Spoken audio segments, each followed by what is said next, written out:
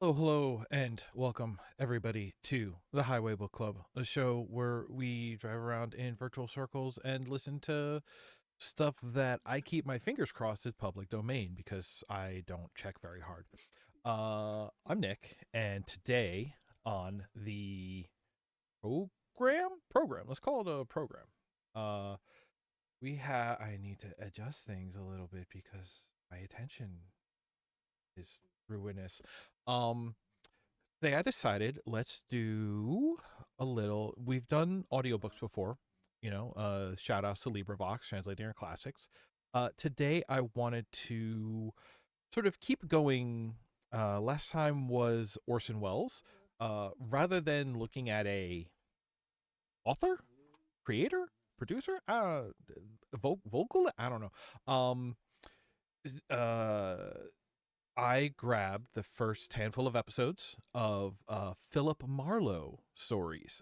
My understanding is Philip Marlowe is one of the sort of seminal noir detective series, in the sense of like, I'm pretty sure this actually came about because of what do you call it? Not talking to me, but it's talking, and I hear it, and it throws me off. We watched The Ninth Gate, which Johnny Depp is some sort of book reseller, and it's basically a okay, we watched Ninth Gate, and then I watched by myself Ace Ventura, and I realized, oh, Ace Ventura is trying to be sort of a uh looking into background of that. It was just like, hey, this is supposed to be like a much more like yes, a detective comedy, but much more straight faced. And then Jim Carrey came in and said, I'll do it, but only if I can really blow this character up and be extra goofy. And then everyone who made Ace Ventura 2 When Nature Calls regretted making that movie. So there's a history there. Um, but that put me in the mindset of like, okay, like, noir detective. I feel like we all have sort of like a understand we all have sort of like the archetype. So, but I've never really gone back. The furthest I've gone back into seeing like the source of that archetype is Chinatown. I've seen Chinatown at least once. I've also seen Rango once. That's a whole thing. Um but it seems like Philip Marlowe is one of the like original sources to go back to. So today, let's do that. Um, let's see here, and enough yapping. We can simply do that. We have car. I'm over here. I have my wheel set up. Is my okay? Yeah, okay. My wheel is turning my wheel, so that's great. I'm sure you'll hear the. Yep, okay. Shifter is in. I don't hear that at all. You hear it though. Why don't I hear it? Did I turn this volume down? I mean, I'll figure this out as we go. Oh, that sounds nice and high. Is it because this car has a good exhaust and it's simply that is how loud it is? Oh, yeah, alright, so it's just me. Alright, I will. As far as the driving goes, I'm kind of go around in circles. Today, I'm feeling a little. Oh, I have changed things. Uh, but also things have changed in here. Okay. That's why is that ignition?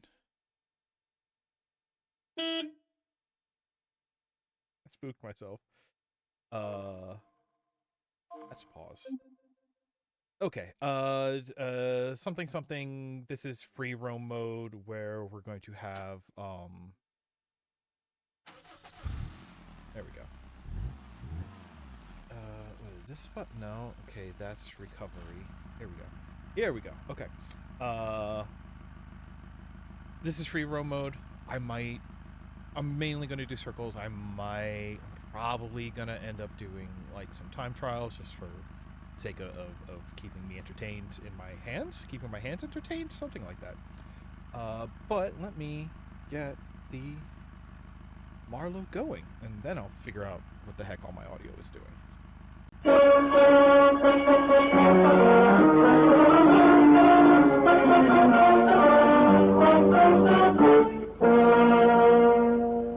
Brothers Company presents the Pepsodent program, The Adventures of Philip Marlowe, starring Van Heflin.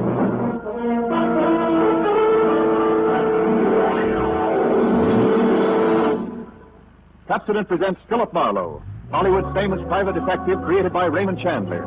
Philip Marlowe, tough, cynical private eye of Murder My Sweet, the sardonic, case-hardened detective of The Brasher Doubloon, The Lady in the Lake, and The Big Sleep. You've seen him in action in all of those top-flight mystery pictures. Now, in order that you may continue to enjoy this exciting mystery series, Pepsodent brings you The Adventures of Philip Marlowe on the air with a cast of noted radio players and starring MGM's brilliant and dynamic young actor, Van Heflin.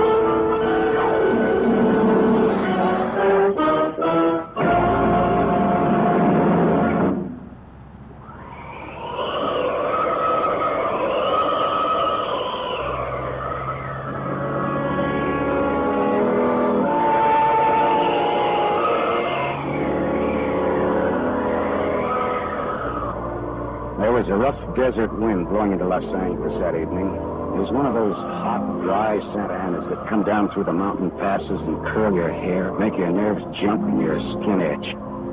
On nights like that, every booze party ends up in a fight, and meek little housewives feel the edge of a carving knife and study their husbands' necks. Anything can happen when the Santa Ana blows in from the desert.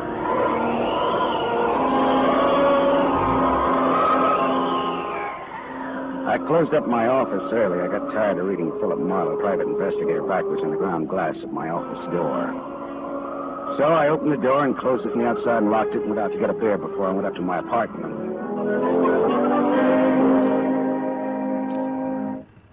Fill her up again, Mr. Marlin? Marlowe. Marlin is a fish. Yeah, I know. Hey, you bartender. Come in another ride. Drunk again. What'd you expect in this business? Autograph hounds? Make it snappy, yeah? Be right with you, sport. I gotta draw this man a beer. Crying out loud, these stumble bums that come in here. You got another customer, Bacchus? Hey, Bud. You seen a lady in here lately? A lady? Tall, good-looking, brown hair, a print bolero jacket, and a blue silk dress. No, sir. No, sir. Nobody like that spinning. All right, straight scotch, fast. Left my engine running out there. Yes, sir. Yes, sir. This slick-looking, sarcastic guy stepped up to the bar and drank his scotch whole. Then he turned to go out, and he stopped. The drunk was grinning at him. And then, without changing his grin, the drunk swept a gun from somewhere so fast it was just a blur coming out. Made a couple of hard snaps, and a little smoke curled. Very little. All right, you other guys. Don't move. So long, Waldo. All right, don't move, you two. Poor Waldo. But I made his nose bleed. So long, boys. Drink up. All right, get on that phone, kid. I'll get his license number. Holy smoke. Holy smoke. Not too late. Drove away with this dead guy's car. Maybe he ain't dead. He's dead, all right. Where's your phone? This is for the police.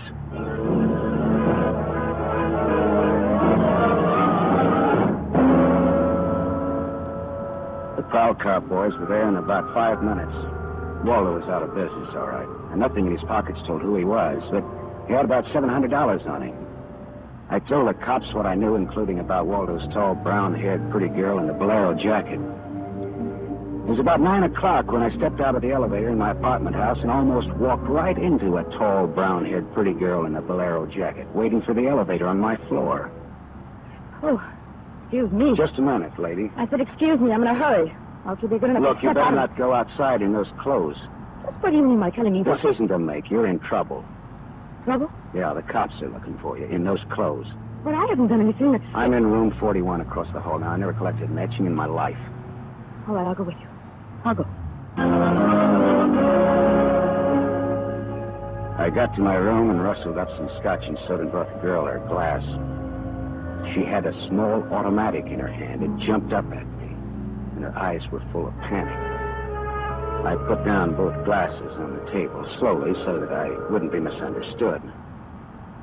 Look, sister, maybe this wind has got you crazy, too. Don't move. Careful, don't move. A man just got shot in a bar down the street. Before he got it, he'd been asking about a tall, pretty girl with a bolero jacket, like yours. What do you look like? man? Tall, 5'11", slim, dark brown eyes with a lot of glitter, dark suit, white handkerchief in the breast pocket. And he must have seen you earlier tonight to know how you were dressed. Am I getting anywhere? He used to be my chauffeur. You had an appointment with him, didn't you? Why? Listen, he asked for you, didn't he? Yes, I had an appointment with him. He'd stolen something from me when he left 3 days ago. I was going to buy it back from him. Why didn't you tell the police? I couldn't tell him. It was valuable, wasn't it? Valuable enough for Waldo to steal? $15,000. Oh, it's peanuts. It wasn't the value. It meant something to me. The man I loved gave it to me, and now he's dead. He was a flyer shot down over chimney. I'll go back and tell my husband that. He probably hired you. He did? Well, how much is he paying me? And, where is this husband of yours? He's at a meeting. This late at night? He's a very important man. He's a hydroelectric engineer. I'll let you know that my husband is one of... Skip it. I'll take him out to lunch sometime and have him tell me himself. And about Waldo. Whatever he had on you is dead stock now, like Waldo himself. He's dead. Waldo's dead? Yes, sister, he's dead. Dead. Lady, he is dead. Oh, Now scream and I'll give you 2 black eyes. I'm going to scream. Who would that be? There's a dressing room behind that door. Hide there. Now, don't argue with me. Do it. All right.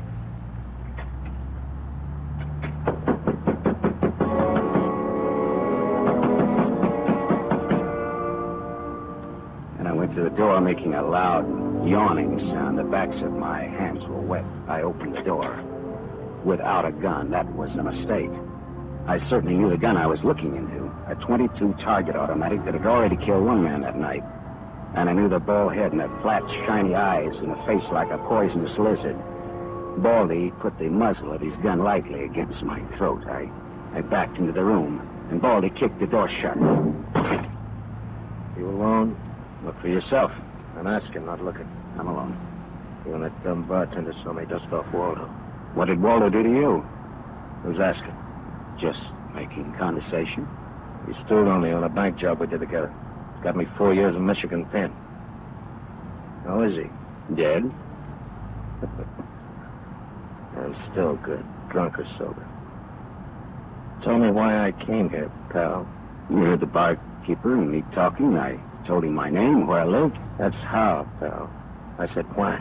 Skip the hangman would ask you to guess why he's there. Well, you're pretty tough at that, ain't you? But you're slamming off, pal.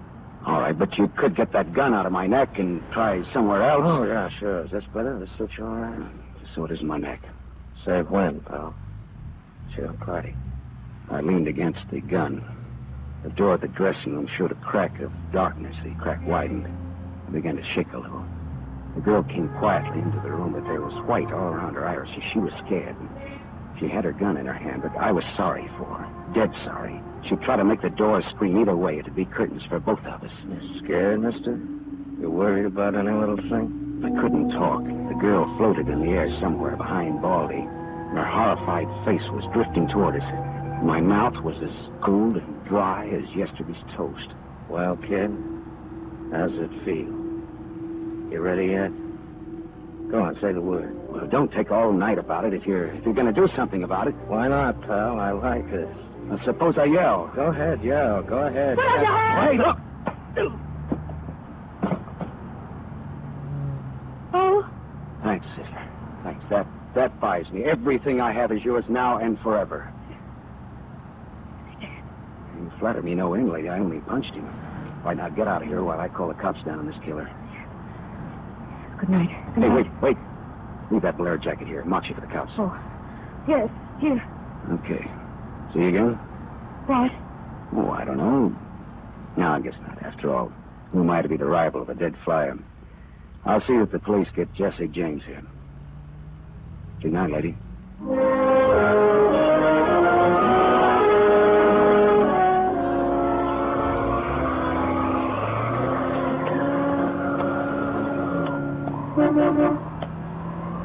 Yeah?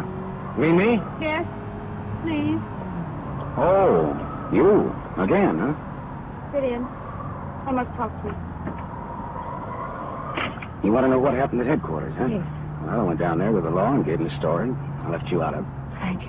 You saved my life, so no one knows a thing about you. Well, incidentally, neither do I. Well, my name is Mrs. Frank Bosley.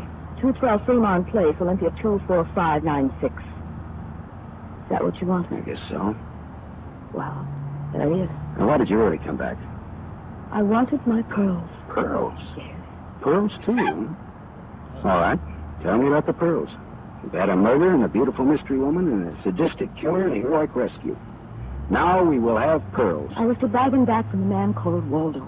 Well, I saw everything that came out of these pockets, and there weren't any pearls. Could they be hidden in his apartment? It's possible. Waldo lived on the same floor you do in his apartment house. And why didn't I know him, at least by sight? He moved in last week and managed to get a sublet. Great, a sort of an amateur magician on the side, huh? It's getting rather late. Yeah. What about your husband this hot, mysterious night? He's still at his meeting. You could have brought him along. You could have sat in the back seat working out a problem in hydroelectrics while... Well, what? Well, I didn't have any answers that wouldn't sound cheap or just ridiculous if from the sophomore class in radar team. I had an unlit cigarette in my hand. I threw it out of the window. I took a hold of her and kissed her. She sat very still. I was shaking when I let go of her. Her voice trembled a little when she spoke. A man should do that. I wasn't always that way. Only since Johnny Dalmas was killed in the war. He gave me those pearls. 41 of them, perfectly matched with the diamond propeller clasp. I'd have loved them if they'd been wooden beads, because he gave them to me. I love Johnny. The way you love just one time. You understand me? What's your name? Lola.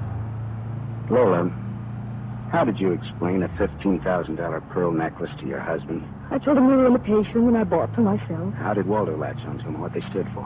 When my husband was in Argentina, Waldo and I'd go for long drives. I was restless and wretched because of Johnny. Sometimes Waldo and I had a little drink together, but that's all. But you confided in Waldo about this pearl. I was a fool. And when your husband came back, Waldo stole the pearls and offered to sell them back to you, or he'd tell Papa. I was a fool. And now you think the pearls are upstairs in Waldo's apartment? I suppose it's a lot to ask. No, sweetheart. No. I've been paid. I'll go look. We're here.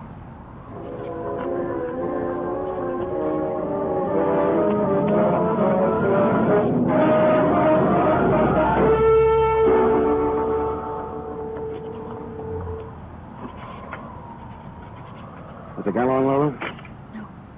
No? No. No pearls? No pearls. Oh. There was a man in Waldo's room. Man, who? You know a man named Leon Bostos? Not by name. I don't know. Mexican, South American, about 45, small, iron gray hair, very neat, fawn-colored suit, wine-colored tie. No, I don't think I know such a man. Is he the one in Waldo's room? Yeah. What do you have to say? Very little. In fact, nothing. He's dead.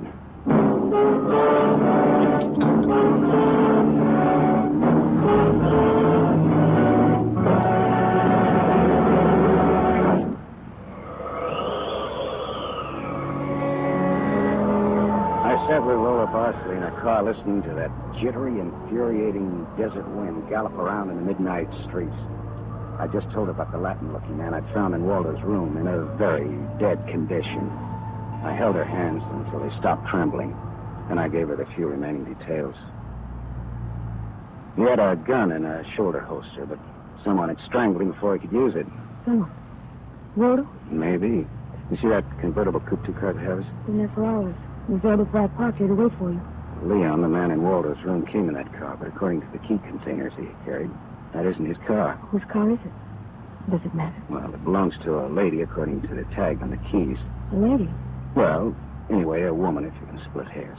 Eugenie Kolchenko, in West Los Angeles? Never heard of her. Huh.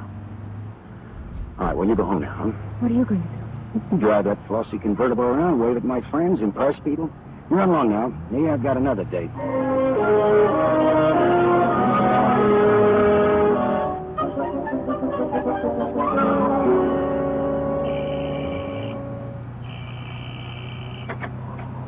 Yes? What is it, please? Miss Eugenie Kolchenko, Yes?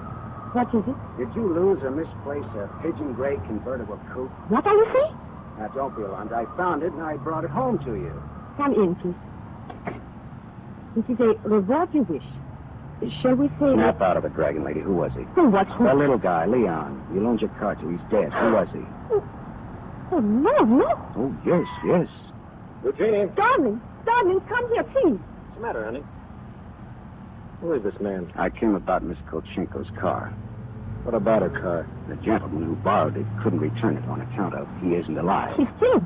Darling, she's dead. Well, that's putting it more bluntly, of course. Dead, eh? Completely. Who are you? Philip Marlowe, private investigator. My card. Mm-hmm. You told the police yet? Never do at once what can be deferred pending negotiations. Need something. I'm not negotiate. Oh, peachy. What do you know, Marlowe? A man named Waldo was shot in a bar tonight. I happened to have the inside as to who he was, and when I visited his apartment tonight, I found this Leo Balsanos dead. He wouldn't have had $500 in 20s on him, would he? No, but this Waldo had over $700 on him when he was killed at that cocktail bar, mostly in 20s. Hmm. Is there a basis there for negotiations yet? Very well, Marlowe. I'm a married man. There are certain unpaid bills for some stuff Miss Kolchenko here had charged to my account. But you told me I might charge to your account. All right, so I wasn't very bright. That might be the understatement of the decade, but go on. I had the unpaid bills safely in my briefcase. Somehow this Waldo had a chance to steal the briefcase. I hired Leon and gave him $500 to buy back those bills from Waldo. Instead, Waldo took Leon's dough and was forced to kill Leon in the process. Then he went out to keep another date and accidentally walked into an old pal hostile enough to blow him down. And someone still has those bills. Right in furthermore, so. The man who shot Waldo got away in Waldo's car with your briefcase in it. Yeah, it could be. The cops caught him. Oh. And the police have the briefcase. Maybe.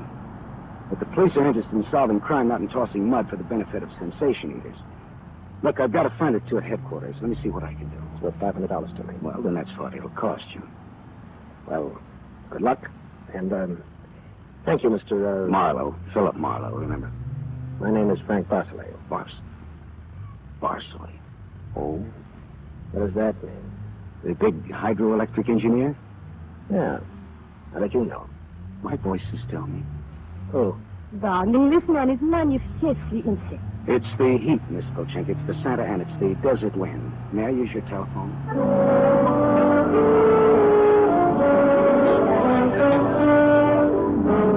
Someday I must tell you about Ibarra.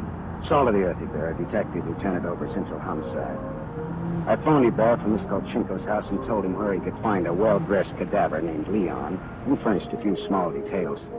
I gave Ibarra time to check my tip and then I went down to see the good lieutenant and told him why I'd been up in Waldo's room, only to find Leon instead of a certain lady's string of pearls. Pearls, eh? Well, I thought Waldo might have them up there. Whose pearls were they? A lady's. Go on. Or they might have been in Waldo's car that Waldo's killer drove away in. Yeah. Well, what, yeah? They might have. Also a batch of unpaid bills charged to the account of a certain Frank Barcelay? Yeah. Uh-huh. Well, now, the police aren't interested in domestic scandal. They want to prevent or to solve crime, right? So? So I've got $500 for the police fund if those pearls and those bills are returned to their rightful owners. Quit your kid. No, it's a valuable necklace. Yeah? There's your necklace. That's it. 41 pearls, perfectly matched diamond propeller clasp. That's it. That's the one. Take it away, Morrow. On the level? Just tell me straight what it's all about, all I ask. Sure. Well, this Waldo was blackmailing a wife with the pearls, and her husband with the bills, by the name of Barcelay. Well, Barcelay sent Leon to get the bills from Waldo. Instead, Waldo killed Leon, then stepped out and happened to get shot by that guy at the bar. Now, if Barcelay's name stays out of the picture, I get $500, and that goes to the police fund. We'll keep him out. Well, now, I'm not in this case for money. I just want to get back the bills and the pearls. As you say, Morrow, the police aren't in business to sling mud. Well, you can deliver the pearls to the lady herself if you like. She lives at... No, Morrow. You better take them to her. You see, except for the diamond propeller clasp on them, they're phony. Phony? But... All but the clasp, Morrow. All but the clasp.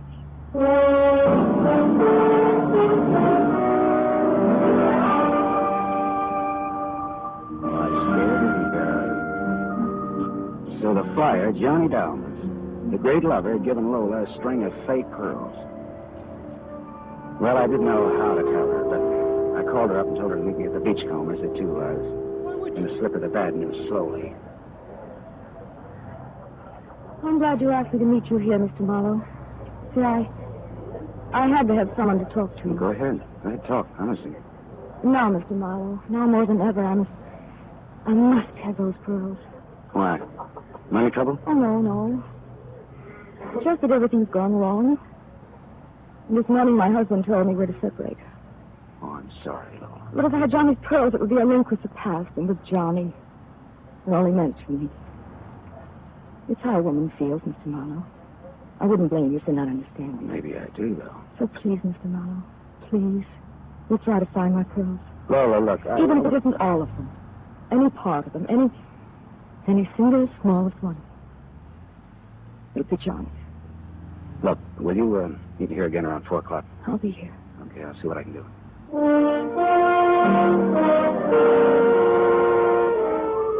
There was only one earthly decent thing I could do. I took Lola's glass pearls to a jeweler, and I had him take off the diamond clasp, put her on one of those strings of so-called simulated pearls that they sell you for $3, tax included. Then I went back to keep my 4 o'clock date with Lola at the Beachcombers. Well, Mr. Marlowe, anything new? Yes, the police found some pearls in Waldo's car. They found my pearls? No, not exactly. Not exactly. Well, Waldo was getting set to jail, Lola. He had the diamond clasp of your necklace attached to a string of cheap imitations, and then he sold the real pearls. Oh, how... Oh. These are the imitations here. Yes. But it is my clasp. The glass is real. Is that all right? Yes, it's the glass that Johnny Dalmas gave me. Of course it's all. Oh, that's swell. Thank you so much, Mr. Marlowe. Forget it. I won't. Not ever. But is this goodbye? Yeah, I think so. You'll never get over Johnny Dalmas, Lola. If anybody ever bothers you again, though, well, let me know. Name's Philip Marlowe.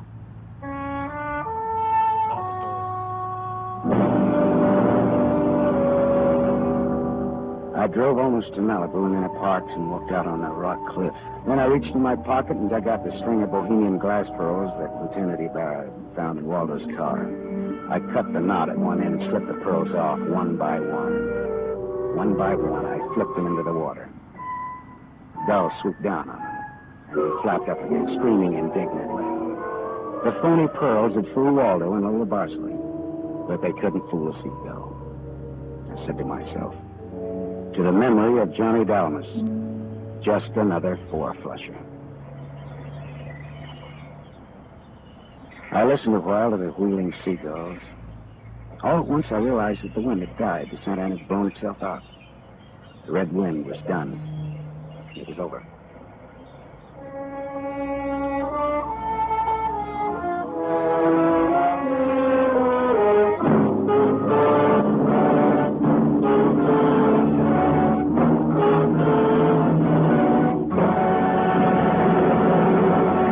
You have just heard Van Heflin, starring in the first of a new mystery series, Raymond Chandler's The Adventures of Philip Marlowe, brought to you by the Lever Brothers Company, makers of Pepsodent.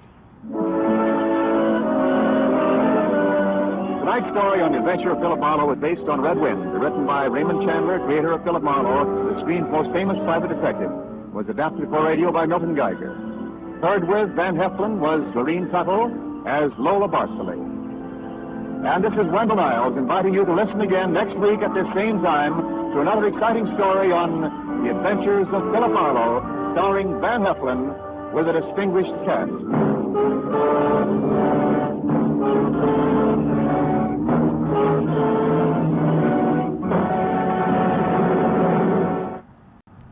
It was hot, boiling hot that night. I wanted to grab a beer and turn in early. So what happens? I get my beer, but with it comes a gunshot, a beautiful woman in trouble, and murder. Same one again. From the pen of Raymond Chandler, outstanding author of crime mysteries, CBS presents his most famous character, brought to you now in The Adventures. So, I love this kind of stuff, like the noirness of it, right? Like the setup of all these things ends up being like, it is sort of built to be episodic, like, right? Like I think that's part of the pulpiness of the original novels, or you know, the genre of novels, dime store, whatever. But you look at it as the idea of like, it is based on character who gets caught up in something completely unrelated to them, and there is something ethereal about like the nature of the thing they get caught up in. Like it's it's about complexity. Sometimes there are lies, sometimes the lies are as complex as the truth, or vice versa. But also, again, at the end of the day, uh, they remain uninvolved in it. It is something that it's the sort of two ships passing. They get caught up in something complex. Maybe there is, and there's other like I've been thinking about this in terms of like swords and sorcery kind of stories, the idea of like The Witcher and sort of like the fantasy mercenary. And it's just like, yeah, you're safe as long as you don't get caught up. The more sort of emotionally you get invested in something, the more you are vulnerable in the situation, the more you don't care, and the more business you keep. That's the Transporter movies too, there's a lot that comes from that. So many stories are about don't get invested. Oh no, now I'm invested.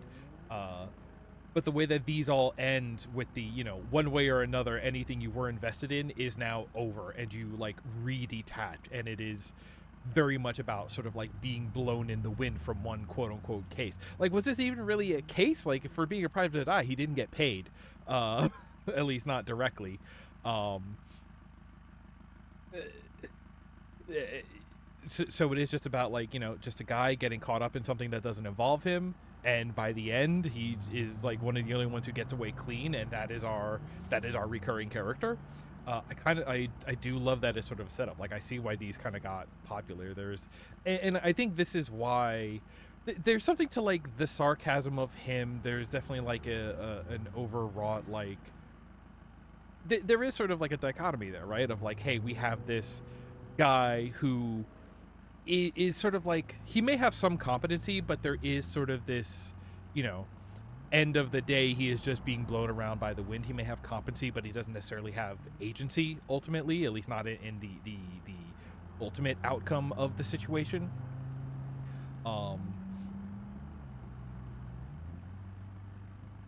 So here you have somebody who is like, our main character is essentially meaningless at some point, right? In some high level, how does this affect, or like, by the end of the day, like, if he makes it out, it's because he did not have any core meaning to what was going on. That is why he is able to get away time after time, because he remains uninvested, and therefore that is how he protects himself. He doesn't get involved, therefore he doesn't make himself vulnerable. So when everybody else is dead, and the guns are still smoking at the end of the case, he's still up and is able to walk away. Where was I going with that? Oh no. But at the same time, he is so self-serious. He is like, I thought I was invested, so I did a good deed, and I went down and I threw the pearls into the ocean as a metaphor for the something. Like, you can see where it's just like, oh, I was looking at this. That last episode was from 1947, aired apparently. I don't know the comparison, but like, you want to tell me this was written by somebody who was sort of a contemporary with The Great Gatsby, about, oh, I'm looking at the light across the river and it represents all of my wants and dreams and the unattainable and yada yada. And it's just like, okay, I see you. You don't have to try so hard to make something so good. There's something a little try-hardy about it, and I think that's why this sort of archetype almost became like self-aware that it was self-parody by the end of it, because there is that dichotomy between like, I am not really an agent, I don't mean anything in this situation, and so taking the story so self-seriously is sort of inherently ridiculous. So the idea of it leading into, yeah, this is comedy, this is going to show up in Animaniacs and like every single cartoon you've ever seen, and it's going to become Ace Ventura, and even watching, like I said, this came about because we watched Ninth Gate for whatever reason. That was also taking itself very self-seriously, and I was laughing pretty much the whole time. In sort of a postmodern, I don't think that's the way of looking at it, but like there is something in hindsight, they are kind of inherently funny because there is a sort of, self conflict in terms of like, and it comes about because it is pulp, it is episodic, it is just like, yep, we're cranking out more of these. He can never become invested, or like a soap opera. It's, well, okay, soap operas are different, but this like a sitcom more like, you have to end at the same state you started in, because anyone could be somebody's first story, and it could be somebody's last story, and you want to make it so that every week is a chance to draw new people in. Therefore, we're always starting. The only thing that matters is the premise. You don't do the comic book thing about like, oh, if you want to know what we're talking about this week, you have to check out these other 3 weeks that we're calling back to. It's like, nope, everything is separate.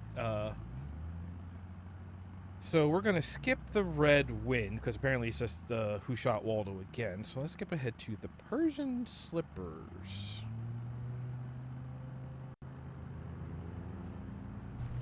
I felt low, very low, the night I set out searching for the girl with the strange hazel eyes. The fog which hung over Los Angeles didn't help, and I felt even worse when I found her. For by then I had death on my hands. From the pen of Raymond Chandler, outstanding author of crime fiction, comes his most famous character as CBS presents The Adventures of Philip Marlowe.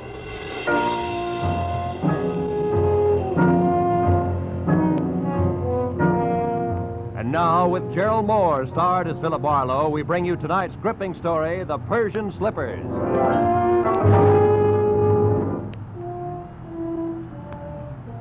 One of those thin, chilly fogs had sneaked in from the Pacific, and it hung vaguely to the streetlights along the Sunset Strip. It was a kind of a fog that you could see through, but everything was out of focus. Made you start wondering what you were going to do when you were 90 and you were all alone. I'd have liked to have spent the night in a room full of noisy extroverts playing charades.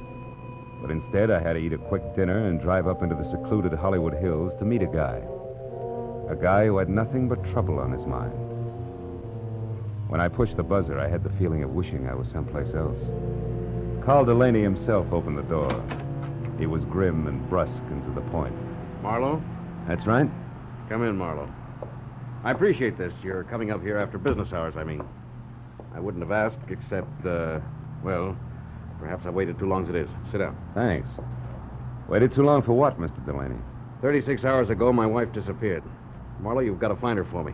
Find her just as fast as you can. Wait a minute. Disappeared, you said. Would you mind playing that part back a little slower? Norma simply walked out that door, got in her car, and drove off to get hold of herself, as she always does when we've quarreled. And always before, she's come back in an hour or so. But this time... This time she simply didn't come back, is that it? Look, Mr. Delaney, I could... You'd better let me finish before you do anything. Lately, my wife has been brooding over something serious that she refused to discuss. I've caught her crying several times, and she's not a woman given to tears. Marlowe, I'm sure that unless we move fast, when we do find her, we're going to find her dead. Suicide? Yeah.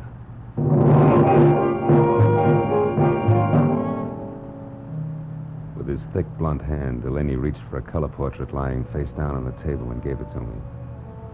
I looked and saw the face of a dream. A beautiful dream with strange hazel eyes and soft black hair. I felt Delaney watching me as I glanced up in time to catch the fading end of a very ugly expression on his face. I handed the picture back to him, and he laid it on the table again, face down. Then he took me upstairs to Norma's room. It was a nice, frilly room, typically haunted by elusive, sweet smells. There was only one incongruous note. What was the horoscope doing on her desk? From the looks of her picture, I knew that Norma was attractive enough that she didn't need to look to the stars for a future. A horoscope? Yeah, you know how women are. Marlowe, will you find her for me? Well, I'll try. My rate is $25 a day plus expenses. And remember, you hired me to find her, not bring her back. Fair enough. You just find her. I'll be satisfied. I'll need a starting point. Were there any phone calls or letters or anything that might be a lead? What about friends? We have no close friends. Norma always stayed to herself. Wait, there was a phone call yesterday from, Madame Jeanette, I think it was. Who's that, a dressmaker? I haven't any idea. She wanted to speak to Mrs. Delaney. I told her Norma was out, and she asked that my wife call her when she got back. That's all there was to it. Anything else you can tell me? No. No, it's not much to go on. I'll see what I can do, Mr. Delaney. I'll be here all night, Marlowe. Call me if you need anything. I'll do that. Good night.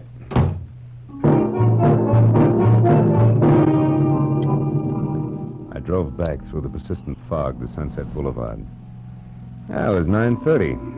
I knew it was going to be like tracking a hummingbird through the petrified forest by the bent twigs, but I got a classified directory and I started digging. I checked the hairdressers, the manicurists, and the milliners, and I was just about to start on the interior decorators when I remembered the horoscope on Norma's desk. I quickly turned to the personal consultants. Yeah, there it was. Madame Jeanette. Her establishment, located in the dubious neighborhood south of Olvera Street, turned out to be a tacky cottage set back next to an alley. It was as dark inside as out. I was pounding on the door like a vampire at sunrise when a newsboy came up the path. Looking for Madame Jeanette? Yeah, you know her? Sure, she tells fortunes. Says I've got a great career line. You want to see it? Not right now, thanks. And I'll say for her that she's a sound sleeper. Maybe, but not so early as this. About this time, she's always hanging around that bar on the corner. Tonight, she's throwing a farewell party in there. Farewell party? Who for? Herself. She's leaving town. Oh, thanks a lot. Here, kid. Gee, a buck. My old man will swear I've been shooting crap again.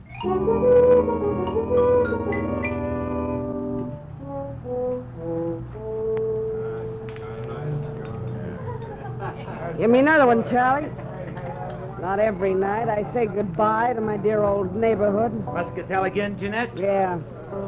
Did I say dear old neighborhood, Charlie? I think you did, Jeanette. Must have had one too many then. Because of all the low, flea-bitten row of shacks I ever lived in, this is the new low. Ah, Jeanette, that's no way to talk. You hurt my feelings. Pinky, there ain't nothing like a little beer to soothe hurt feelings. Yeah, you said it. Jeanette, can I have another? Yeah. Charlie, give Pinky another. But this is his last. The last? I thought you said it was a farewell party. Hey, you with all your dough. This dough's to get me out of this rat trap of a town, see? It's the last I want to see it of it in all my life, see? Yeah, Another muscatel, Charlie. Hold on a minute, Jeanette. Hey, what'll it be, mister? Something just a bit drier than muscatel. Say scotch? It's on me, mister. It's my party. Well, this is indeed a pleasure. You're the Madame Jeanette, aren't you? Yeah, why? You're all of 20 years younger than what I expected. Probably the life I lead. Hey, wait a minute. Why should you be expecting anything about me? I don't know you. Perhaps not, but I know you. From where? Oh, you're more famous than you think. Your reputation has spread far beyond Olvera Street. In fact, it's gone up as far as the Sunset Strip, Madame Jeanette. No kidding. How would you kid a fortune teller? Don't you know all, see all, and tell all?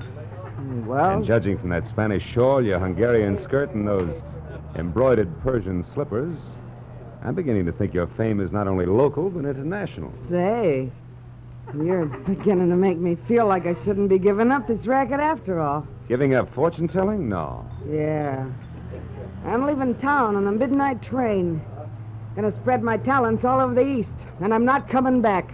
Don't tell me your crystal ball has laid a golden egg. So to speak, yeah. I come into some lettuce. Suddenly. That's always nice. Well, I guess it means you won't be interested in the few paltry dollars I'd intended to spend with you. Hey, can I have another beer, Jeanette? Shut up, Pinky Blow! Ah, just a... Traveling lady can always use a little extra moolah. What was it you wanted, Bud? I'm looking for someone. Norma Delaney. Norma I'm afraid I don't know anybody by that name. I'm afraid you do. What's your angle? Who are you, anyway? I'm Philip Marlowe, private detective. Some private dick you must be to have to resort to fortune tellers. Come on, Jeanette. Look into your crystal muscatel. See if you can spot Norma Delaney. I told you once. I don't know the dame. Now blow. Just a minute, Doc Eyes. Hey, Charlie. Yeah? This bird's crabbing my party. What kind of a joint is this, anyway? Lady can't sit here and have a farewell party without being insulted by every jerk that drops in. Well, mister, I haven't finished my drink yet. you got pockets, ain't you? Just pour the drink into one of them and take it along. You ain't finishing it here. Charlie reached under the bar for his pick handle, so I left without pursuing the subject further. But I knew Jeanette was lying, right in her purple lipstick about Norma. I walked back to my car, lit a cigarette, and spent a few precious minutes trying to decide whether or not to break into her place and snoop. Then I caught the shadow of a figure slipping up on me from behind. I turned. Wait, don't swing, Mac, don't swing. It's only me, Pinky. I was in the bar when you was talking to the madam. That tightwad Jeanette. Yeah, I saw you, so? She did something the minute you left. I figured you might like to know what it was. It all depends. Well, I thought it might be worth something to you, like a saw, maybe. Come on, you. Spill it. Wait a minute. Spill it. Wait. If it's any good at all, it's worth $5 and no more. Oh, all right. She made a phone call. Who to? What'd she say? Nothing. Just some swear words in Spanish. The line was busy. But I kept my eyes open, and I got the number. All right, let's have it. If you can still remember it. Oh, I can remember it easy. 5 first, huh? Here. Thanks. The number was Crenshaw, 1929. But you get it? Like the year of the big crash.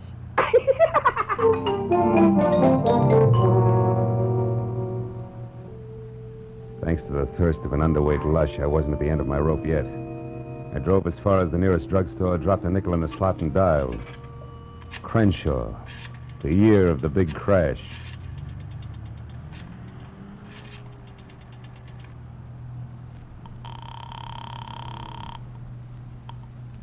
Hello? Hello, let me speak to Norman Delaney, please. I'm afraid you must have the wrong number. Look, you, I'm trying to locate Mrs. Delaney. I suggest you help me. How did you get this number? From a client, Mr. Carl Delaney. But that's impossible. Let's stop sparring. We can save each other a lot of wear and tear if we get together and talk this over. Maybe you're right. Yes, that sounds sensible. I'm at the Beechwood Apartments, number 4. Check. I'll be right out.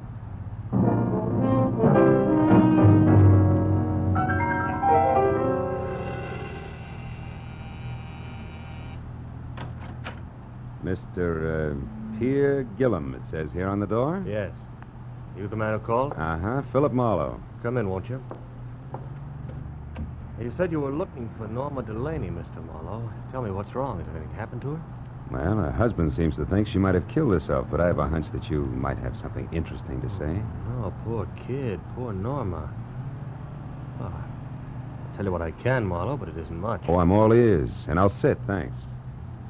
Well, I was in love with Norma once, briefly, a long time ago. She was a wonderful girl, but her husband was insanely jealous. Mm-hmm. Even though she hadn't loved him for years, he refused to give her up. He even threatened to kill her first. Oh? Norma and I realized that serious trouble lay ahead, so we parted. Good friends. And I haven't seen her or heard from her in months. I buy it all but the last line. You have seen or heard from her, and recently. I'm not going to argue that. I've told you the truth. You can take it or leave it. I leave it. Suppose we both put our cards on the table. You lied to me when you said Carl Delaney gave you my number. I know because Madame Jeanette called me shortly after you did. Touche. But why did she run to call you at the mention of Norma's name if you two broke up months ago? And incidentally, how did that ersatz oracle Jeanette get mixed up in this in the first place? That is a long story, Marlowe. Good, I like long stories. I'll bet it begins just for a lark. Norma and I went down to Olvera Street once to have our palms read. Yes, that's exactly how it started. Madame Jeanette was an unusual woman, a character, you might say. Uh-huh. Well, we became friendly with her. Norma got quite sentimental about her. One day we made a sort of pact. If ever either of us was in trouble and needed the other, we'd go to Madame Jeanette or get a message to her. She would notify the other. So when I walked in asking for Norma, the madam assumed she was in trouble. Right. Called me immediately because she herself was leaving town in less than an hour. I know. Well, Mr. Gillum, it's all very interesting, but it's getting me no place. Thanks. If I need you again... No, wait, Marlowe, don't go. I know a lot of details about Norma that I'm sure will be helpful. For instance, she drives a Nash coupe, powder blue. Powder blue coupe, huh? Thanks, that'll help. Oh, and she has a fondness for white gloves. Wears them quite often. I see. Well, I better get moving. No, wait just a minute, Marlowe. I've got to go. Now, listen, Marlowe. I told you I was in a hurry. Now, take it easy. Stick around a while. Get away from that door. Look, just who do you think you are? Come busting in here, prying, asking questions, you dirty... Oh! You asked for it, Gillum.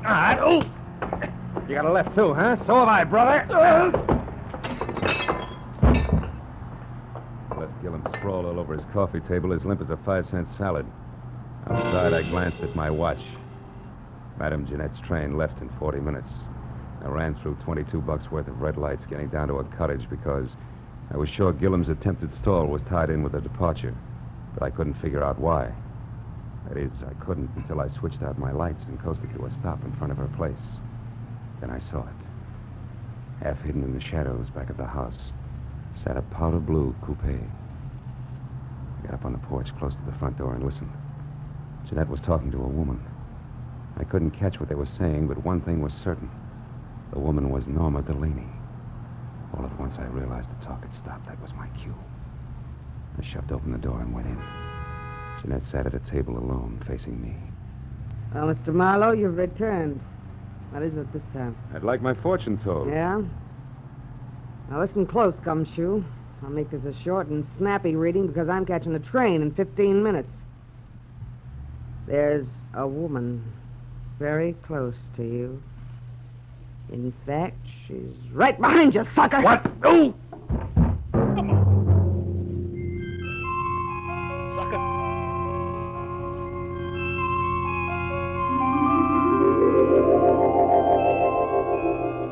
When I finally opened my eyes again, nothing changed. It took me a long time to figure out that the lights were off and it was dark. I climbed up the table leg hand over hand and switched on a lamp. Jeanette's house was absolutely quiet. I had caught a glimpse of a white glove known as a blunt instrument just before I dozed off. And that reminded me what I was down here for. I wobbled through the kitchen and out the back door, but the powder blue coupe was gone. It was 12:15. My head and the fog both had gotten a little thicker, so I just stood there, useful like a ping-pong ball in a bowling alley. It was the sound of footsteps that finally moved me, and the newsboy was back. Well, how you again, mister? Did you ever get a hold of Madame Jeanette before she left? Yeah, but not tight enough. Say, a blue coupe left here a few minutes ago. Did you see it? Nope, I didn't. Gee, I'm sure sorry she went away. She gave me $1 tonight, too. Said she was coming into a fortune. You and your career Say, what's that down there, in those weeds? I don't know. It looks like some kind of a shoe. Yeah. Yeah, it is a shoe. Here, see? What do you know? A Persian slipper. I took the slipper along as a souvenir for my scrapbook and walked back to my car, trying to fit Norma Delaney's lovely hazel eyes in with that crack on the skull. But I couldn't. Between throbs of my headache, I figured Pierre Gillum would know why Norma had dropped in on the madam so close to train time. I decided to go back and ask him. Gillum was as reliable as a two-headed quarter and just as tricky. So when I got to his apartment, I pushed the buzzer, stepped back, and braced myself. There was no fight left in him. He opened the door in his robe, fingered the mouse I had given him, and grinned. Oh. So you found your way out by yourself. Uh-huh. Say, Gillum, what was so important about Norma seeing Madame Jeanette just before her train left? I don't know. You knew enough to try to keep me here, to delay me. Why? Oh, Marlowe, I did that for old time's sake, for an old friend. Jeanette asked me to hold you here until midnight, and I tried my best. Obviously wasn't good enough. Well, that's all I know about it. I see your phone is off the hook. Do you know that? Yeah, I took it off. It's given me nothing but trouble tonight. I hereby wash my hands of this whole business. I'm going to bed. And I hope to sleep. Good night.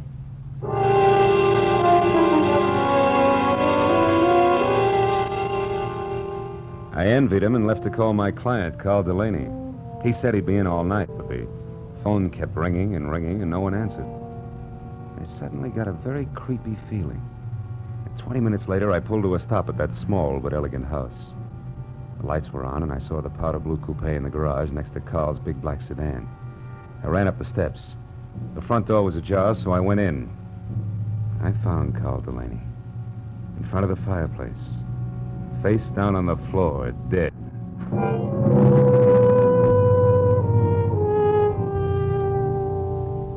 There was a handbag on a chair.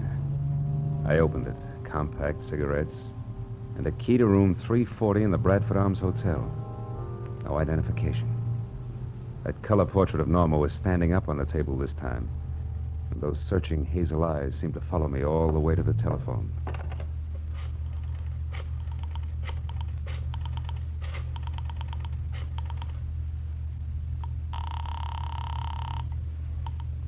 Lieutenant Ibarra speaking. Phil Marlowe, Ibarra. There's a dead one at 1077 Hollycrest Road. Named Carl Delaney. Murdered. I'll be right out.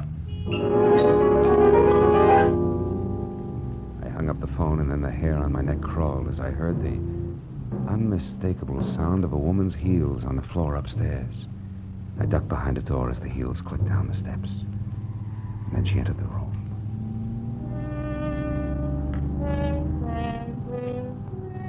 Norma Delaney was lovely. As lovely as a picture. She moved calmly and deliberately, put a note on the table, picked up the handbag, and then turned to face the door I was hiding behind. You can come out now, Mr. Marlowe. Hello, Mrs. Delaney. You can call me Norma now. And if you're thinking of using your gun, perhaps you'll be good enough to read this note first. Here. To whom it may concern. I, Norma Delaney, purposely and with premeditation, shot and killed my husband, Carl. It is beyond me to express how deeply I hated him, and since I must pay for this and cannot endure a public spectacle, I shall take my own life within the next few minutes. Now, look, Norma, no guns. Easy, Marlowe. I'll kill you if necessary. But it would be so pointless now. I'm free at last, and I want to spend the little time left to me in my own way. Norma, if you'll listen to me Stay just back. a minute. Tonight I made my only friend, Madame Jeanette, happy. And I killed a man who needed killing. Something good, something bad. So I'm quitting, even though... Two good things. What do you propose to do with me? You mustn't try to stop me, Marlowe. See that closet? Mm-hmm. Get inside. And careful how you move your hands. Turn around to the wall. That's it. Marlowe, I'm sorry I had to hit you with Jeanette's tonight. Goodbye.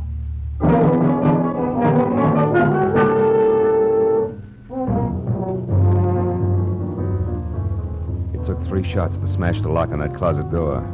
I heard her driving away just as I got it open. In spite of what she'd said, I couldn't let her kill herself. I ran outside to my car. One glance under the hood was all it took. There was nothing left of the wiring but loose ends. I ran into the street and a miracle happened. The first time in my life, a taxi in Los Angeles when I wanted it. I'm sorry, fella. I'm gonna call. Skip it. This is an emergency. Hey, wait a minute. You Police can't... business. A girl is driving up the road in a blue coupe. We gotta catch her before she kills herself. Let's go.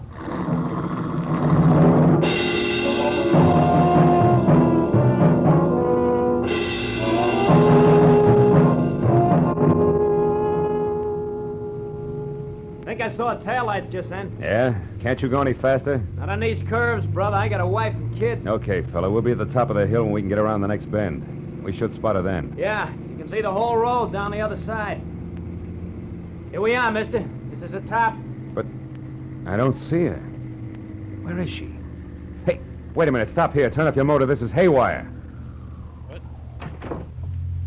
I don't get it.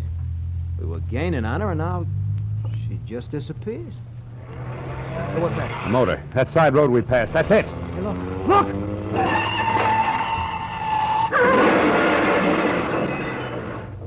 Holy smoke.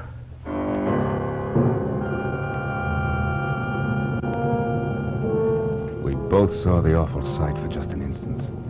A powder blue coupe with a woman crouched over the wheel. It shot out of that side road, crashed through the guardrail, and fell end over end down into the gorge. By the time we got to the hole in the fence, the wreck was an inferno. No use trying to get down there. The whole hillside will be on fire in another minute. I guess she pulled over here into this side road and waited for us to go by. And we did. Yeah, it's sandy here, too. So wonder she didn't get stuck. What's the matter? There's something buried here in the sand. One of her tires ran over it. What is it? Why, it's plenty, brother. Come on, turn that hack of yours around. Let's get off this mountain. I just found the answer to a lot of questions.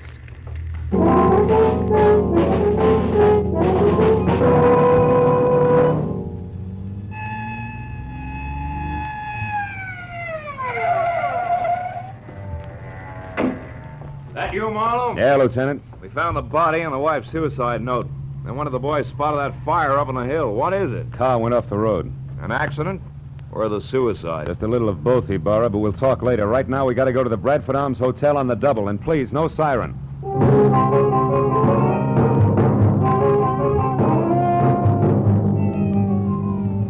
The Bradford Arms was a 3-story walk-up. When we got there, Ibarra stationed one man in front, sent another to cover the back, and we started up the stairs. We had reached the second floor when we saw him on the landing above. Gillum. He spotted us at the same time and turned back fast. There, Marlowe. Who's that? That's our boy, Ibarra. Pierre Gillum, let's go. There he goes. He's heading for the fire escape. Take him, Lieutenant. He's all yours. I got business the other way. Hey, you! Stop or I shoot!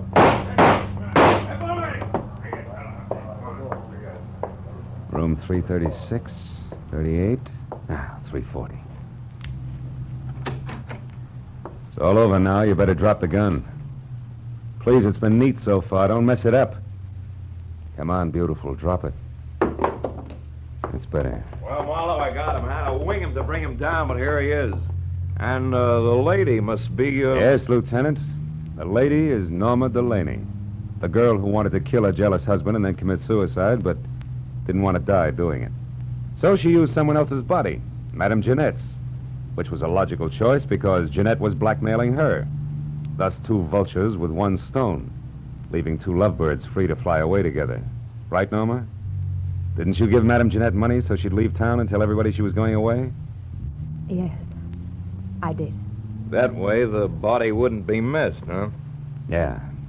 Isn't it pretty? Oh, lay off, Marlowe, can't you? Okay, Gillum, okay. Well, Ibarra, I've got a sour taste in my mouth. I think I'll go home and goggle. Anything else you need? No, I guess not, Phil. I've had all that's necessary. Wait. Just one thing. How'd you get inside this setup? How do you find out it was the dead Madame Jeanette who went over the cliff instead of the very much alive Mrs. Delaney here? Well, Jeanette had on a pair of Persian slippers, Lieutenant. One fell off down at her cottage where Norma murdered her and put her in the trunk of the car. The other one fell off in the sand of that side road when she took Jeanette out of the trunk and propped her up behind the wheel. It was lucky, Burra. Just dumb luck.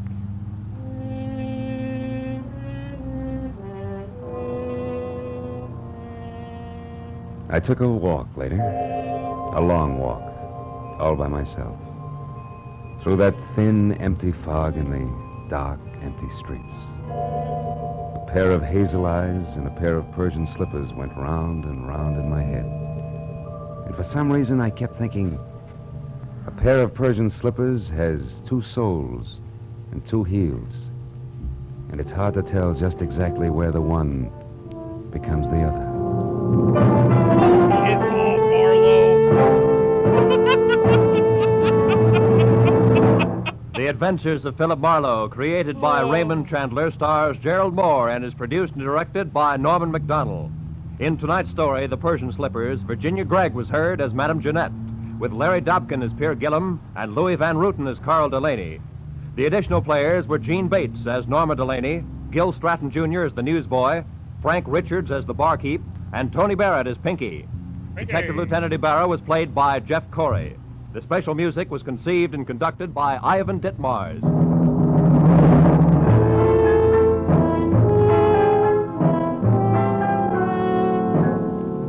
Be sure to be with us again next week at the same time when Philip Marlowe says... Sounded good, real good. A weekend at Malibu, expenses paid with a cash bonus thrown in. But that was before I knew about the henchman, the redhead, and the corpse. These 3 and a white Panama hat ruined it all for me.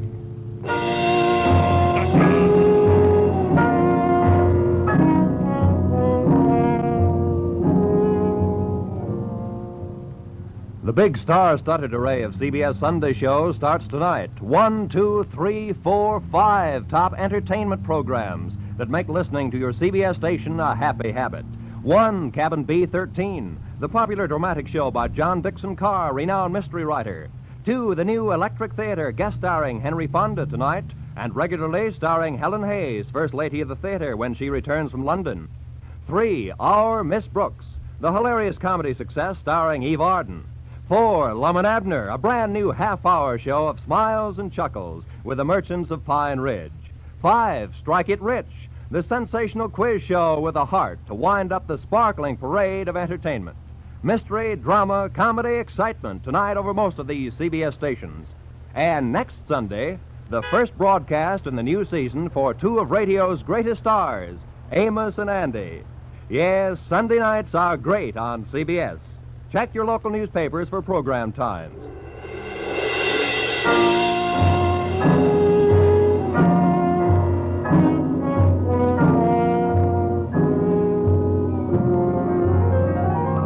This is Roy Rowan speaking for CBS, the Columbia Broadcasting System.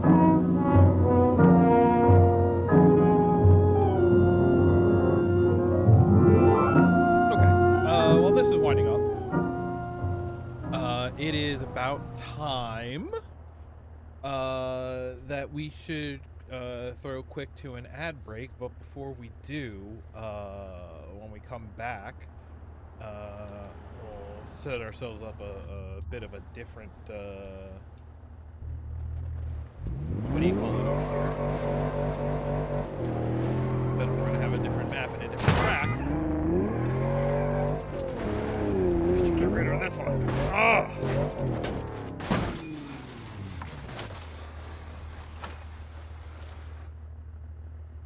That was less dramatic than I was hoping for. Did bend it okay. All right, everybody. We'll be back in a couple of minutes with some more drive-in show. So don't go nowhere.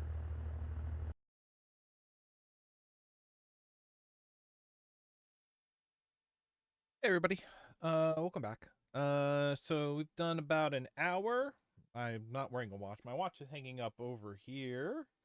We've done about an hour of listening to some radio shows and driving around, and that's great.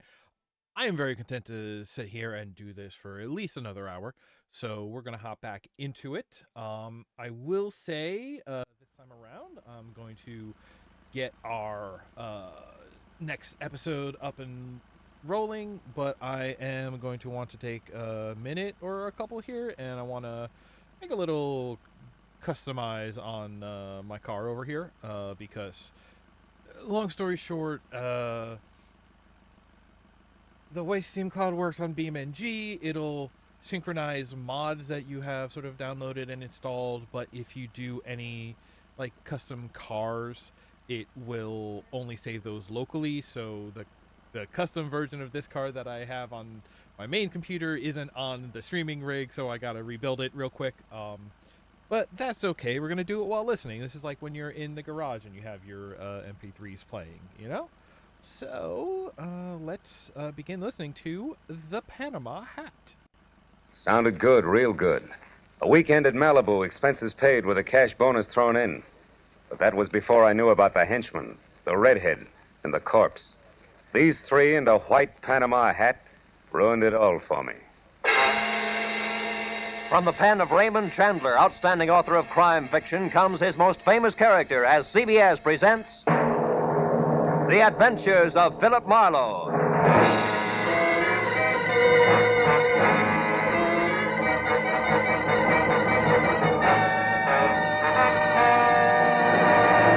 And now, with Gerald Moore starred as Philip Marlowe, we bring you tonight's unusual story, The Panama Hat.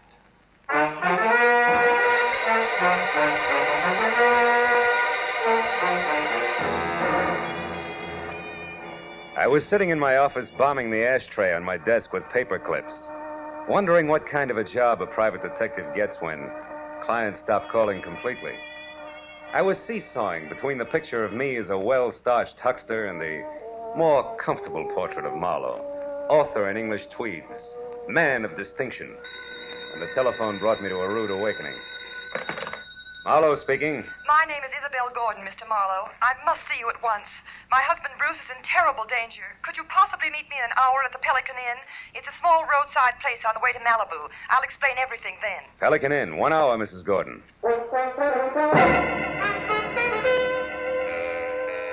The Pelican Inn was strictly a liquor license with chairs, and a bored piano player in one corner grinding away. The place was empty, and I was about to order a drink when the front door opened and a woman entered. She was tall and thin and right out of Harper's Bazaar, from double ankle-strap shoes to close-cropped hair. One look at her fear-crowded eyes, and I knew it was Isabel Gordon. I got up and introduced myself. Then we went to a table, and she started to talk. For 2 weeks now, Mr. Marlowe, my husband Bruce has been receiving unsigned, threatening letters. I'm almost sick with worry. I don't know what to do. Now, wait a minute, Mrs. Gordon. The first thing to do is to get hold of yourself. And tell me the whole thing right from the beginning. Yes, all right. Well, first of all, Bruce and I have only been married a little more than a year. We're living with my uncle, Avery Fairchild, on an estate out beyond Malibu. I see. What does your husband do for a living, Mrs. Gordon? Why, he's a photographer. Movie or commercial? Well, at present, it's neither. You see, Bruce has been terribly unsettled since the war.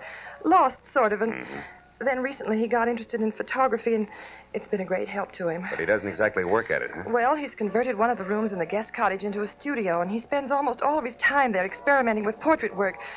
But he doesn't actually have a job, if that's what you mean. How does that appeal to your Uncle Avery? Oh, I'll be honest with you, Mr. Marlowe. My uncle thinks the sun rises and sets on me, but with Bruce... It's total eclipse, is that it? I'm afraid so. All his life, Uncle Avery has been concerned only with dollars and cents. He simply doesn't understand or sympathize with an artist's viewpoint. Uh-huh. Now, what about these unsigned letters? Well, Bruce has been getting them for the past 2 weeks. They're always made up of words cut from newspapers and pasted on ordinary paper. That's a cheap stunt. What do they say? Each one threatens my husband's life. Yet both he and Uncle Avery consider them nothing more than the work of some harmless crank, in spite of the fact that for the last several days I've seen a strange man lurking around our place every night. Can you describe him? No, except well, he's about your height and build. Is that all? Yes. No, Wait a minute. There is something else. Each time I saw him, Mr. Marlowe, he was wearing a white Panama. Well, that's not much to go on. Tell me, why haven't you called the police? Uncle Avery wouldn't hear of it. He hates publicity, dreads it. That's why I suggested contacting you, a private detective. You're sort of a bodyguard for Bruce, huh? Yes. However, Mr. Marlowe, Bruce is somewhat temperamental, and I know he'd rebel at the thought of being watched over, so I'd rather you posed as a house guest, an old college chum of mine, perhaps. My fee is $25 a day plus expenses, Mrs. Gordon. Oh, any price is all right, Mr. Marlowe. Let's see, it's a little after 7 now. Can you be at our place at Malibu at 9? I think so. But as a fellow alumnus, Isabel, one last question. Where'd you go to college? Southern California. Why? Well, I was afraid you might say Vassar.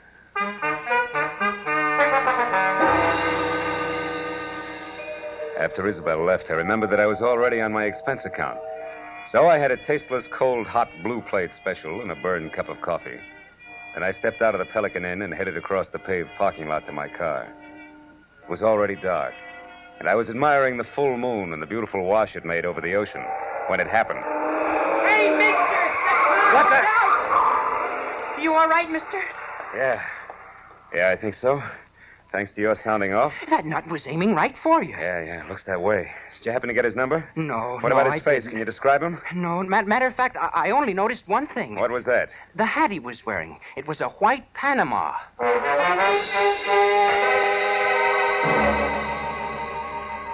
I tried to be broad-minded, but there was no other way to look at it. The gentleman in the white Panama hat definitely meant business. I returned to my apartment in Hollywood, where I shaved, showered, and packed. And then I headed for Malibu. At 8:45, I was inside the grounds of the Fairchild estate. Another mile, and I was at the front door.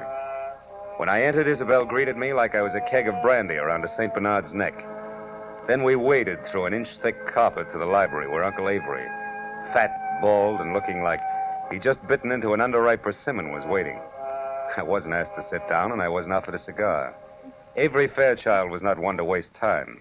I'm a very rich man, Mr. Marlowe. As such, I'm the target for all kinds of fortune hunters, confidence men, and cranks. In my lifetime, I've been threatened and pestered by a score of crackpots, each one slightly more psychopathic than the last. It's never bothered me, and it never will. However, in this case, the approach is a bit different. Meaning you think somebody's trying to get at you through your nephew, huh? Never refer to him as my nephew. My niece's husband, if you please. And don't forget it. Uncle Avery. Isabel, my feelings about your husband are no secret. You're being unfair, Uncle Avery. Just because Bruce is an artist and he... Artist, is he? Why, Isabel, that man's no more an artist than I am a horse jockey. Good evening, everybody. Hello, Bruce. Hello, darling. You were saying something, Uncle Avery? Bruce, I want you to meet Philip Marlowe. We were great friends at school, and when I heard he was in town for a while, I insisted that he spend a weekend with us. How do you do, Mr. Gordon? It's a pleasure to have you with us, Mr. Marlowe. You're very welcome. I do the welcoming around here, Bruce. Mr. Marlowe's had a long trip, and I'm certain he'd like to turn in early. Bruce, darling. He's going to stay in the guest cottage, the room next to your studio. Will you show him there, please? Oh, I'll be glad to. By the way, Isabella, I'm going to work late, so I'll say goodnight to you now. Good night, dearest. Good night, sweet. Please be careful. Yes, Bruce, by all means, be careful. Remember, the true artist belongs to posterity, or something.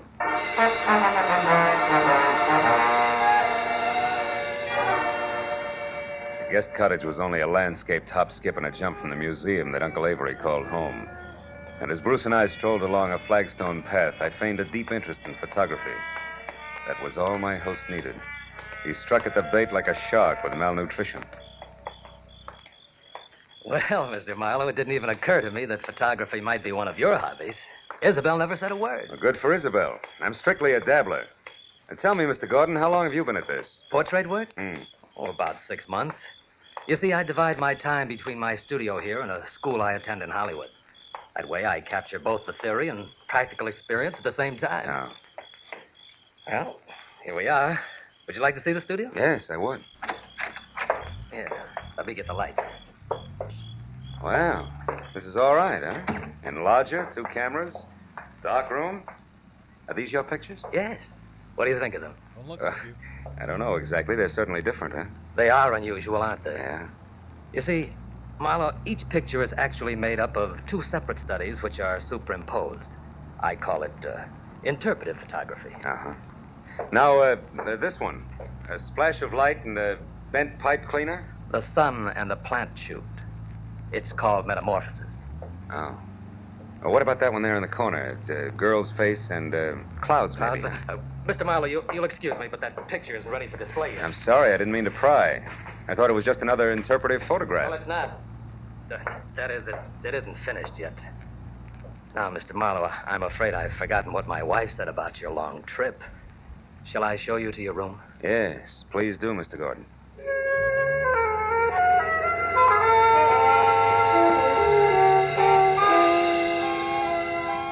My room on the other side of the guest cottage was wider than Hollywood Boulevard.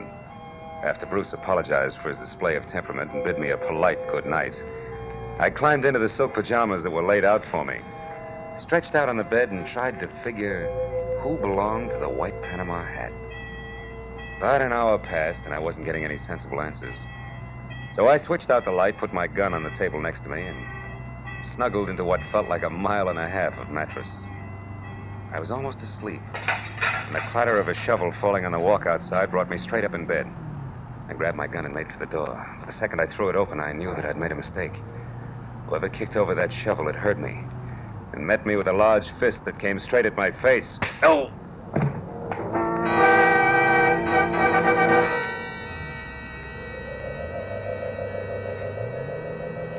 As I came back into the world, I was embarrassed to find myself alone and flat on my back. When I started to get up, I felt like the L.A. Dons, water boy and all, had run over my face. My gun was a few feet away, and when I went to pick it up, I stopped short. There was a souvenir from the man with the great big fist. A gold cigarette lighter. It was engraved to Skipper on his birthday. Putting it in my pocket, I picked up my gun and made for Bruce's studio. He wasn't there. I threw on some clothes and went back to the house and found Isabel in the living room. I was about to give her a biased account of the shortest fight on record when I noticed Uncle Avery quietly entering the house from a side door that led to the garden. What's the matter, Phil? Bruce isn't in the studio anymore. What? Now, Isabel, there's no reason for alarm. Why, Bruce often goes off into the night like this. Called it a search for beauty or some such rot. And what was it you were after just now outside, Mr. Fairchild? I was looking for my niece, Marlowe. Isabel, your cousin John telephoned to say he wouldn't be down this weekend. Oh. I didn't know there were to be other guests. Oh, just my cousin, John Martin, Phil. Not really a guest. He comes down often. Too often to suit me. Oh, Uncle Avery, please. You know that I'm fond of him. Yes, but I don't know why. He's a chronic gambler and of no use to anyone. Living at the Wilshire Gardens when he can't afford it. Driving expensive cars. Oh, you're too hard on him. Skipper is Skipper? bad. Yes. Do you know him? No. No, I don't. Well, you're not missing anything, believe me. Oh, I do believe you, Mr. Fairchild. I believe your every word. What? Good night, all. left the house and headed straight for my car with the Wilshire Gardens in Hollywood in mind. It was just a chance that John Skipper Martin might own a white Panama hat. When I got to the prodigal cousin's bungalow, it was dark inside. So I pressed one hand close to my gun and the other against the doorbell. But there was no answer. The side window was open, and I started toward it when a nasty voice greeted me from the shadow of a palm tree. Good evening. Lovely night, isn't it? I hadn't noticed. I've been busy. I know. We've been waiting for you for a long time. We? Uh-huh. Me and my nice shiny revolver here. 38. Oh, I see. Well, you make a handsome couple, and I hope you're both very happy together now. What do you want? I don't want anything. I'm here to give you something. Advice. Look, brother, I've already told you I'm busy, so if this is a heist, let's get it over with, fast. You know, I think you're confused. I'm holding the gun, Mr. Martin. Martin? John Skipper Martin. Surprised that I know your name? Why, yes. Yes, I am. I don't recall having had the pleasure. You haven't. People never forget me, Mr. Martin. My tag is Brock. Does that mean anything? No, what do you do? Sing, dance, tell jokes? Yeah, that's it. The last one. I tell jokes. I can't wait. You won't have to, Mr. Martin. I'm going to tell you one right now. It goes like this. Once upon a time, a young punk borrowed $10,000 from a generous gambler on his promise to pay the money back within a week. But the young punk never came across. So the gambler told a nice fellow named Brock to call on the young punk and tell him that he had 48 hours in which to get the money together. And that if he didn't, he'd never see the 49th hour. What's the matter, Mr. Martin? Don't you like jokes?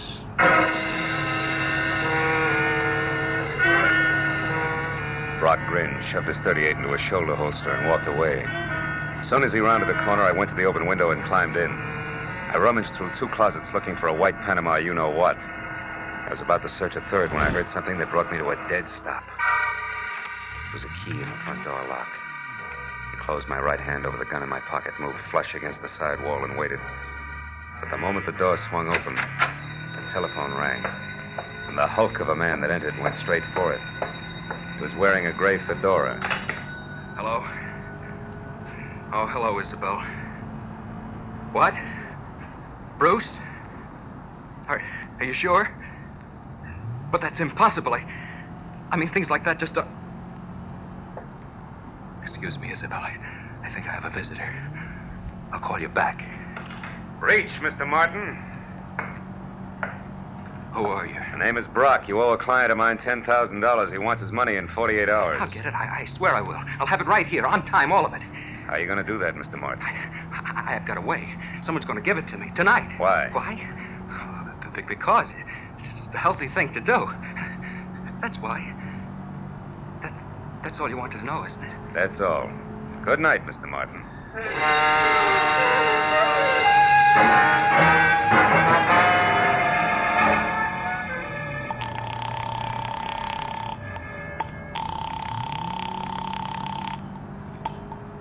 Hello? This is Marlowe, Isabel. I'm calling from a drugstore in Hollywood. Has Bruce returned yet? No, and he won't. He's been kidnapped. What's that? And whoever did it wants $50,000 before morning, or we'll never see Bruce alive again.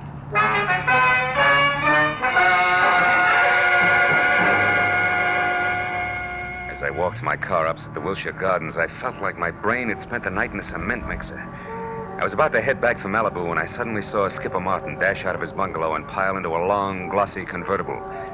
I followed him out to the Pacific Palisades, where he made a call at a little house which sat on a bluff overlooking the sea. Once he was inside, I moved up quietly and saw that the name on the mailbox was Miss Carla Winters. I crawled up to a lace curtain window where I could see what was going on. One look at Miss Winters made the damage I was doing to my tweeds worthwhile. She was strictly Dragon Lady, with flaming red hair and a waist you could span with 2 hands, if you were lucky enough to get that close. And the rest of the measurements fit just perfect. Why, you sniveling coward, you wouldn't dare open your mouth about us. Wouldn't I? Listen, Carla, I've got myself Skipper Martin to look after. First, last, and always. You remember that. Why should I? You've always been cheap talk and no more. Look at you now. You're in trouble, so what do? You holler blackmail. Go on, get out of here. Get out of here before I kill you.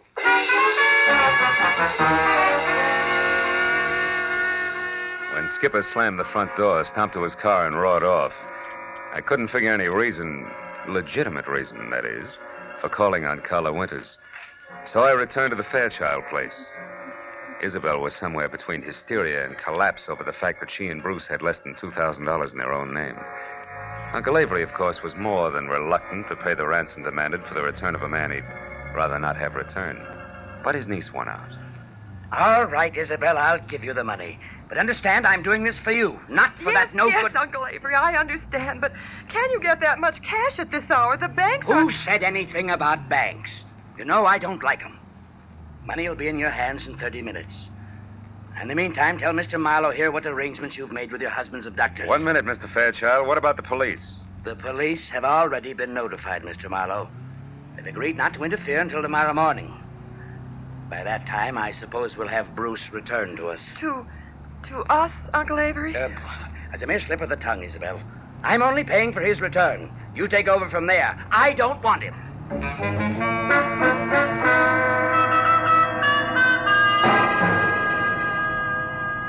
A half hour later, Avery Fairchild handed me a bundle of bills which added up to $50,000 cash. The bills seemed slightly dirty. The old geezer must have had them buried someplace. For a moment, I couldn't help thinking, boy, to get at this place with a shovel sometime. But then I got back to the more pressing matters at hand. I wrapped up the money in a shoebox and I drove north along the Pacific Coast Highway. I covered the 60 miles to the rendezvous, which was a junkyard near Ventura, in about as many minutes. Then, according to instructions, I slowed down to 10 miles an hour. I blinked my lights twice, tossed out the shoebox. I was just about to resume my speed when the headlights of an approaching car fell on a man as he darted back into the junkyard. And I saw what I'd been expecting all the time. A white Panama hat. But I was still playing by the rules. So there was only one thing I could do about it. I slammed my foot down on the accelerator and kept it there until I reached the nearest telephone, where I telephoned Skipper Martin at the Wilshire Gardens. It was just possible that he owned two hats. But that little balloon exploded in a hurry.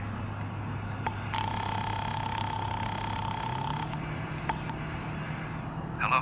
Mr. Martin? Yes. Who is this? This is Brock, remember me? Oh, yes, of course.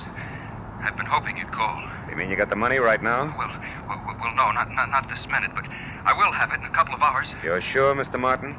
I'm positive, Brock.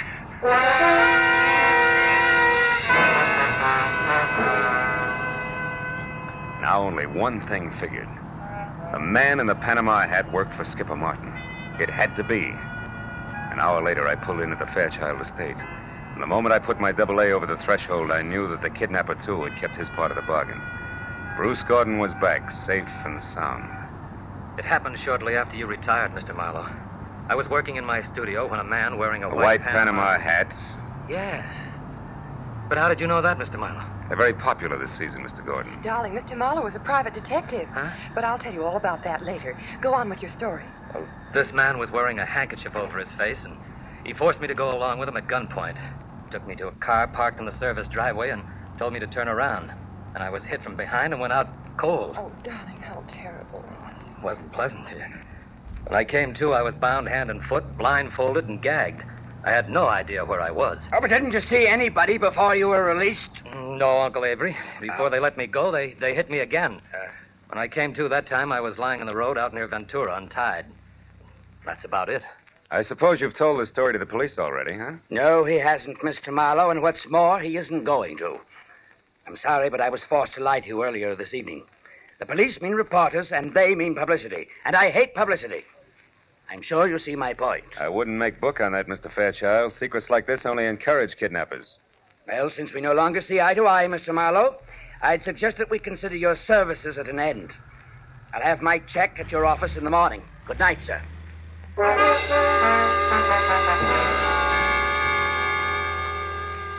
Avery Fairchild wasn't the kind of a man you argued with. I threw my coat over my arm, tipped my hat to Isabel, and stepped outside. I hadn't once mentioned Skipper Martin to the family. That might have been a mistake, but I still wanted to look around before I yelled copper. As I walked past the guest cottage, I decided to go in and check Bruce's studio. Maybe the man in the white PH had left a few odd footprints on the ceiling. I tossed my coat in a corner chair and started through the clutter. 10 minutes later, I'd found nothing. I was about to leave when I suddenly remembered the picture of a girl and some clouds that Bruce had been so careful to keep out of sight. It hadn't been moved. And when I brought it into the light, I didn't have to look twice. It was the portrait of Carla Winters, a red-headed dragon lady that Skipper Martin had visited. Now things began to add up. At the chauffeur's quarters, there was an outside telephone, and I put through a hurry call to Lieutenant Ibarra at Homicide in L.A.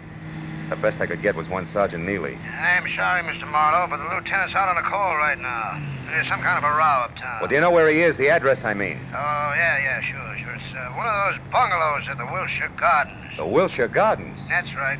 What's so special about that? Maybe nothing. I'll know in a minute. Thanks, Neely.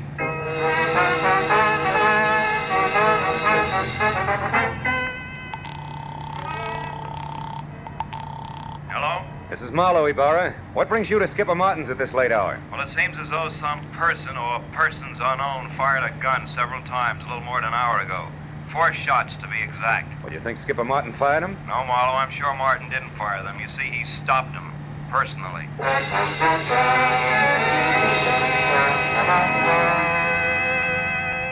Before I hung up, I gave Ibarra a quick rundown on the whole story. After making me feel like a schoolboy for keeping him in the dark so long, he told me to sit on the Fairchild's front steps until he got there. Well, it gave me a half hour to kill, most of which I spent walking around aimlessly, trying to get something close to 4 out of 2 and 2. But I couldn't. Finally, I heard Ibarra siren up to the front door. I was about to head for him when the chill in the morning air reminded me that my topcoat was still in Bruce's studio. I went back and got it. When I turned for the door again, I noticed a little slip of paper that had been under the coat fall to the floor. I picked it up. I must have held it for a full minute before I realized what it meant. Just a small slip of paper, and yet it made everything, the kidnapping, Carla, the murder, fall right into place.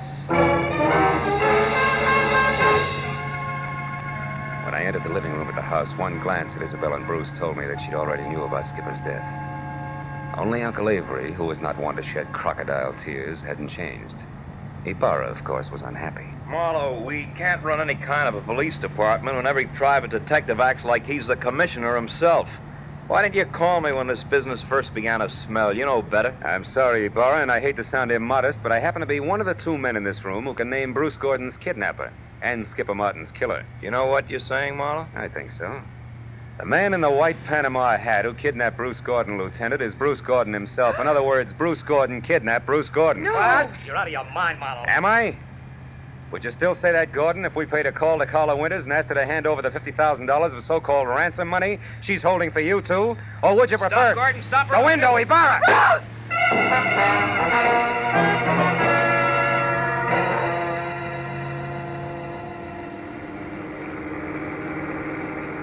Then, in other words, Marlowe, Bruce, who eventually planned to divorce Isabel and marry Carla Winters, wanted to have a little stake, like $50,000 around first. That's right, Ibarra.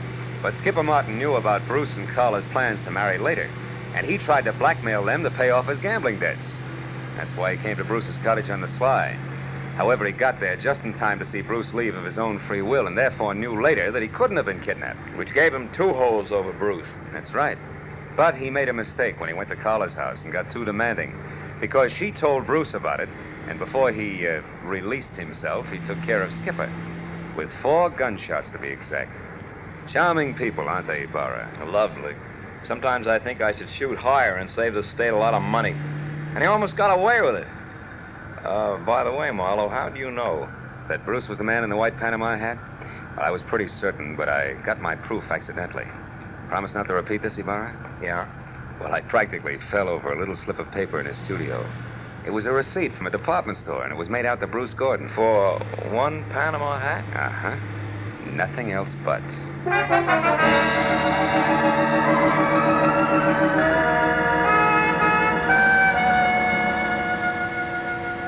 When I finally got back to my place on Franklin Avenue, the sun was already up. And the people who work at nice, sane jobs were beginning to fill the streets. I'd been on the go for a steady 24 hours, so I could think of nothing but my bed. I was about to put my key in the lock when A next-door neighbor walked by, bid me a cheery good morning, and started down the corridor. Now, that alone wouldn't have disturbed my sleep, but why did he have to be wearing a white Panama hat?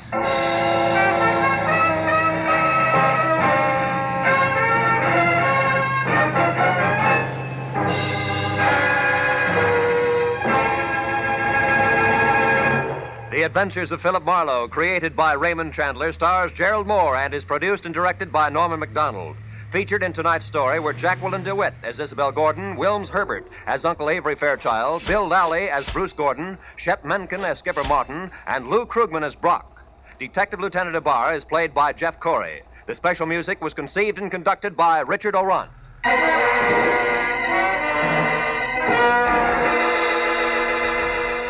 Be sure to be with us again next week at this same time when Philip Marlowe says... When her will was read, everybody figured she'd been crazy when she wrote it, and that included me. But I changed my mind after spending the night on an island with a pig, a cat, and an ape. Because in reality, they were people.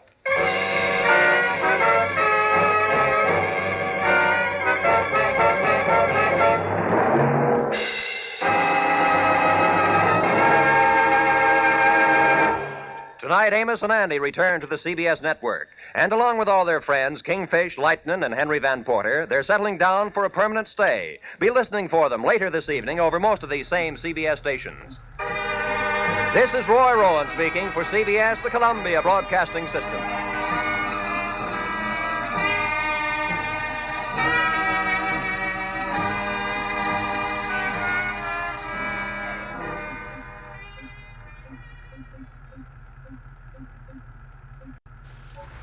For the safety of your smile, use Pepsodent twice a day. See your dentist twice a year.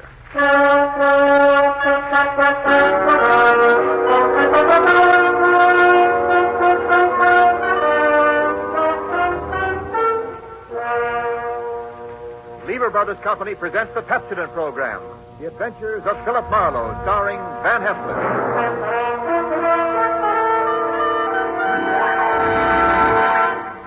Philip Marlowe, the screen's most famous private detective, created by Raymond Chandler, brought to you on the air by Pepsodent, and starring MGM's brilliant and dynamic young actor, Van Heflin.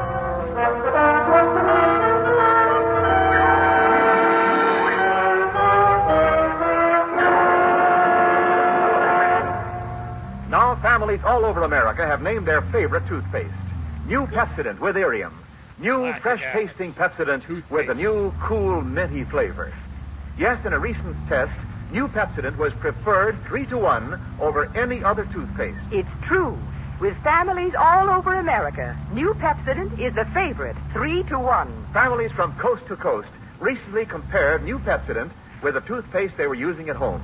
They preferred new Pepsodent by an overwhelming average of 3-to-1 over any other brand they tried.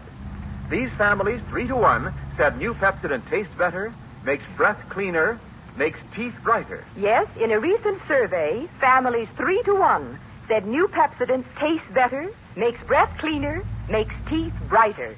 Get new Pepsodent toothpaste for your family right away. Now, The Adventures of Philip Marlowe, starring Van Heflin.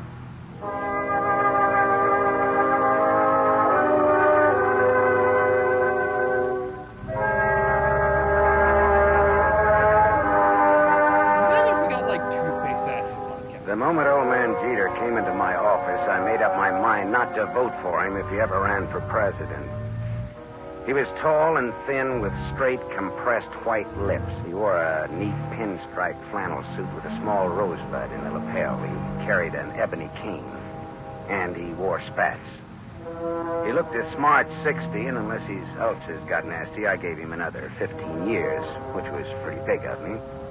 He sat down, speared me with those barbed gray eyes, and came right down to business. Mr. Philip Marlowe, I believe?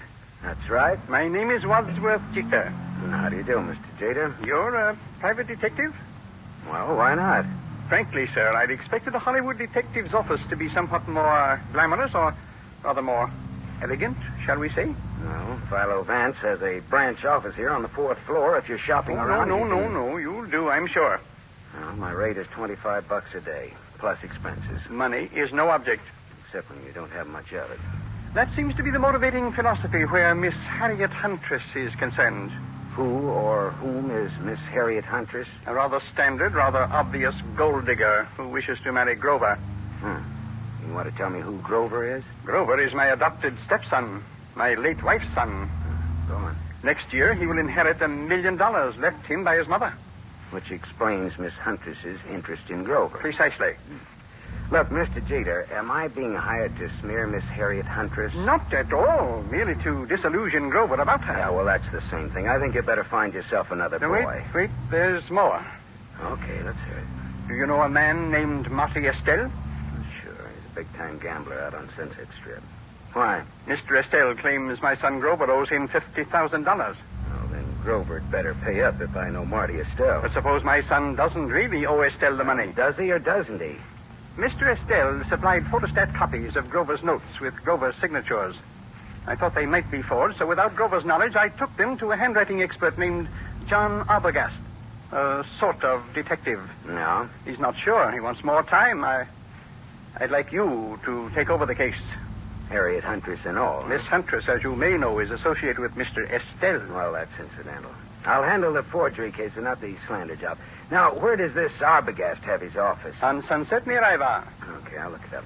Miss Huntress? She lives at the El Milano on North Sycamore. All right, I'll look her up, too. Arbogast and Huntress, in the order named.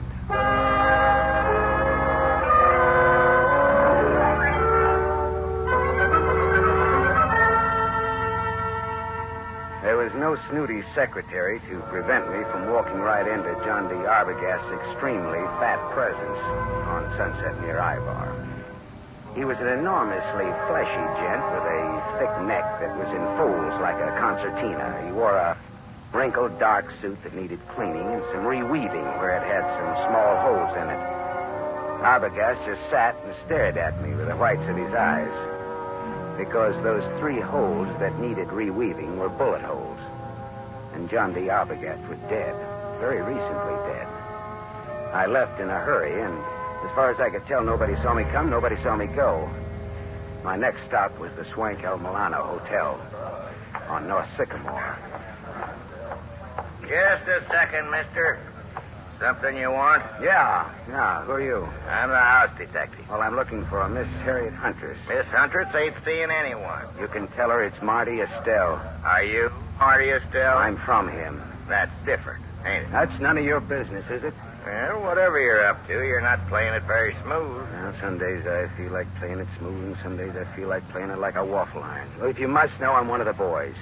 Philip Marlowe, private eye. Here, it's my card. Well, that's another story. I'll phone up to Miss Huntress. Yeah, say I'm from Marty Estelle, and make it convincing, huh? How much convincing? Oh, well, how much do those cigars you're smoking cost you? $22.50, box of 50. That much convincing. Well, that's cute. You and me are going to get along. I'll phone Miss Huntress, but you go right on up. Room 814.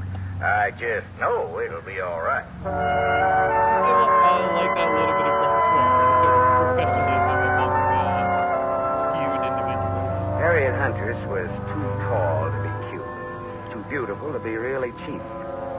Her green eyes were wide set, and there was plenty of thinking room between them. Her hair was a dusky red, like fire seen through a haze. The green eyes were that much green ice as she sized me up in the doorway. Well, what's the big message, Sonny? I'd have to come in. I never could speak very well in public. Come in. Never could speak very well on a dry throat either. There's the scotch. Help yourself. Thank you. So, you're from Marty Estelle? No, not strictly, not even loosely.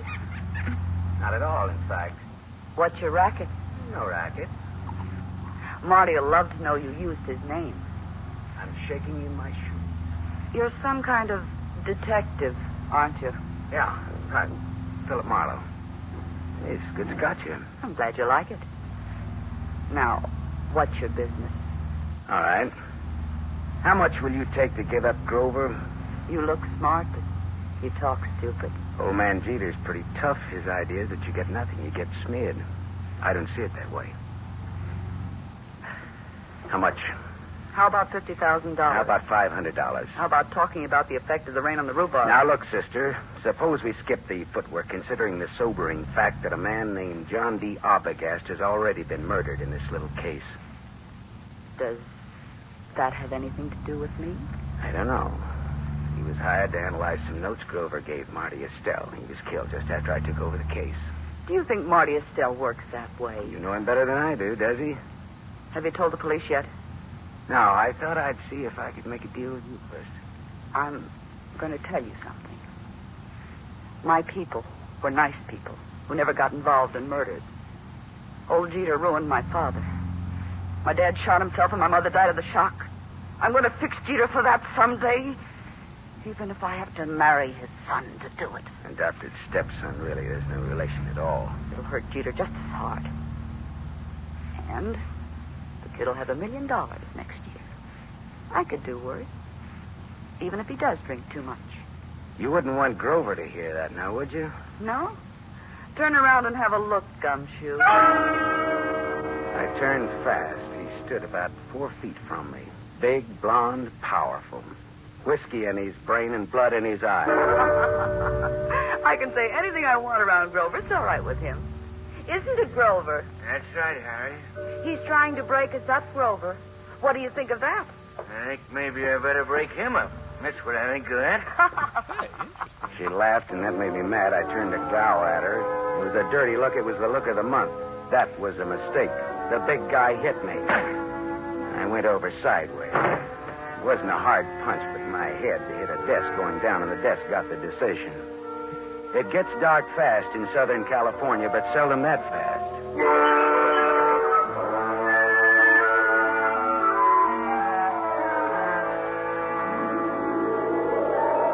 When I came out of it, Grover, the blonde sucker puncher, and Harriet Huntress were gone.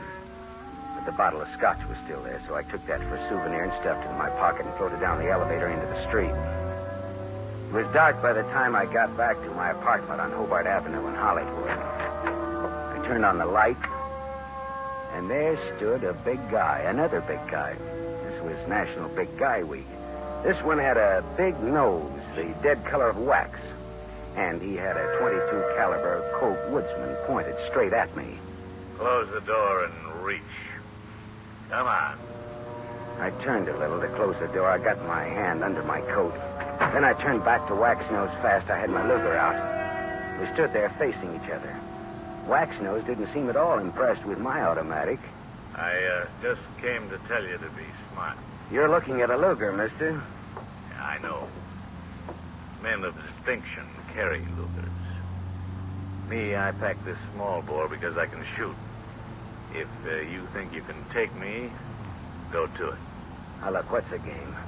Maybe you can take a hint, and maybe you can't. Maybe or maybe not. What is it? Lay off old Jeter's boy. Well, I wouldn't think of contradicting anyone who uses a Colt Woodsman .22 with the front sight filed off. Must think he's pretty good. I am good. Yeah. And that's why I say, okay, pal. We'll see.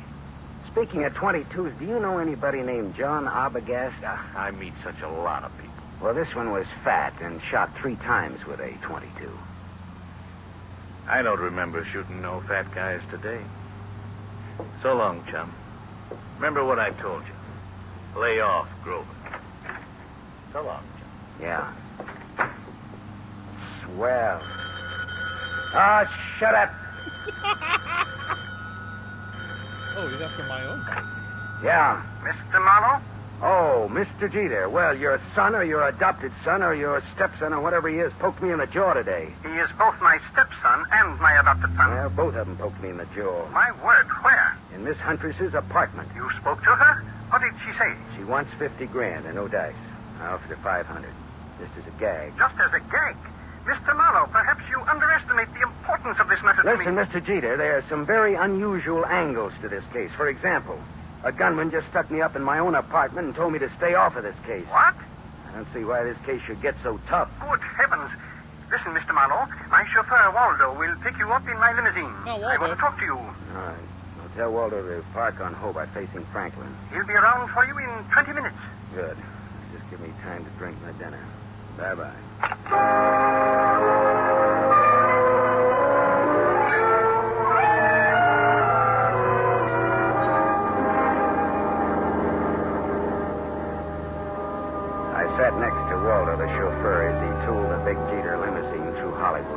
along the glitter of the Sunset Strip, out past Beverly Hills toward Bel Air. At Cavello Drive, we swung left for a couple of 100 yards, then left again, aiming for a driveway flanked by 12-foot wrought iron gates. Then something happened. Someone was standing in the glare of our headlights. Waldo swore and slammed on the brake shelf. You stupid! Go and get out of the driveway! The man stepped toward us. In the next minute, there was that same Colt 22 staring into my face again. All right, this is a heist. Get out of the car, both of you. Look, Waxnose, haven't you had enough fun for one night? Buzz off, bum. Shut up and get out. I'd have to think some more on that, Buster. I'm warning you. I'll let you have it. Don't be a goon, you're going. All right, you asked for it. Hey! Holy. You shot the guy. Yeah. I shot him. It was this. All in fun. Yeah, some fun. It did the work. Jeter's house is right ahead. You sound as if you just shot a nickel in a pinball machine instead of a man. Now listen, turn off those lights and let's get out of here, but fast.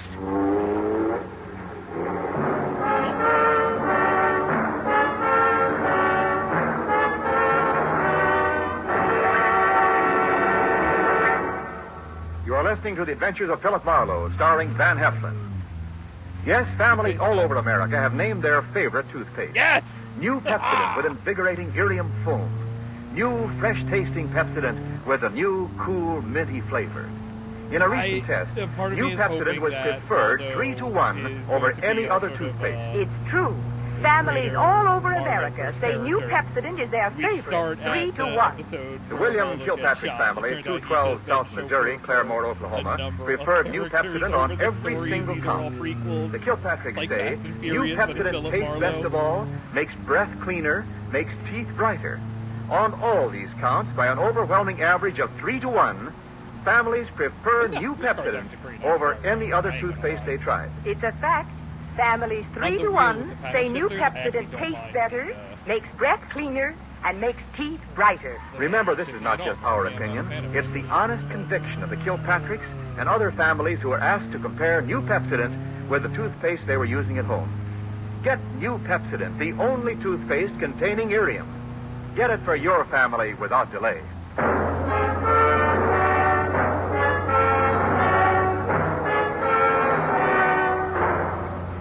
We continue with The Adventures of Philip Marlowe, starring Van Heflin, who appears by arrangement with Metro-Goldwyn-Mayer. Producers of The Romance of Rosie Ridge, starring Van Johnson.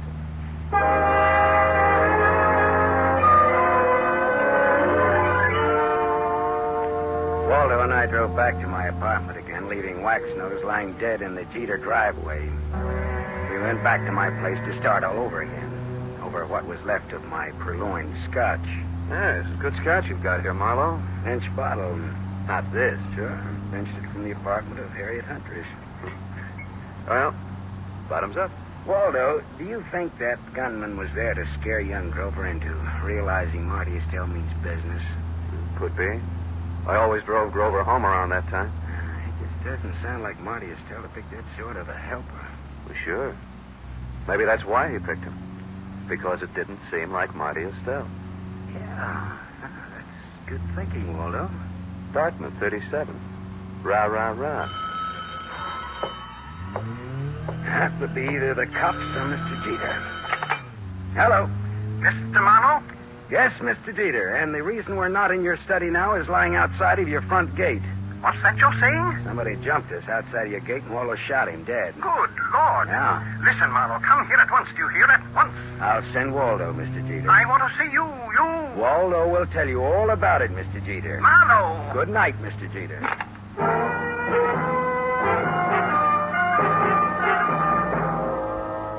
After Waldo, the chauffeur, had left, I went back to the El Milano Hotel.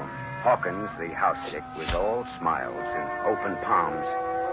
I placed no confidence in his smile and a $20 bill in his pocket. Harriet Huntress again? What's the matter? Just take me up to her apartment, that's all, huh? Sure. Right this way, fella. Hawkins took me to the 8th floor, room 814, and opened the door. There was someone in the room, waiting. Here's company for you, Mr. Estelle.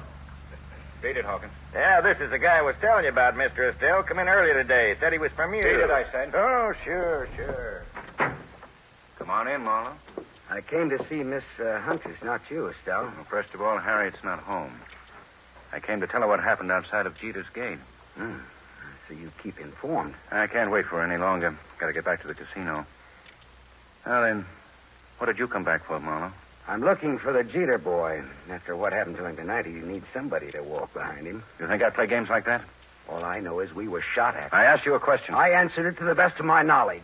What knowledge, for example? Well, for example, you hold $50,000 worth of Grover's notes for gambling debts. I've got $50,000 invested in the kid. Would I be likely to bump him off?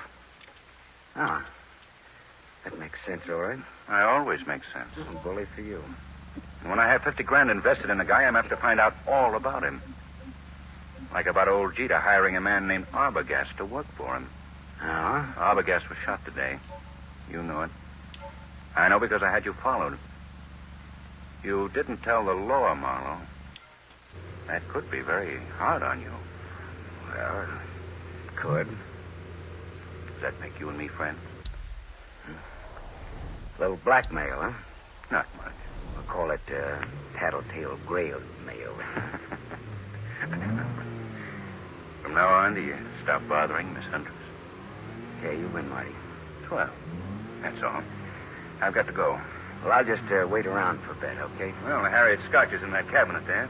Thanks. I'll roll up my pants and go waiting in it. You know, Marlowe, I like you. You're cute. So long, Shaman.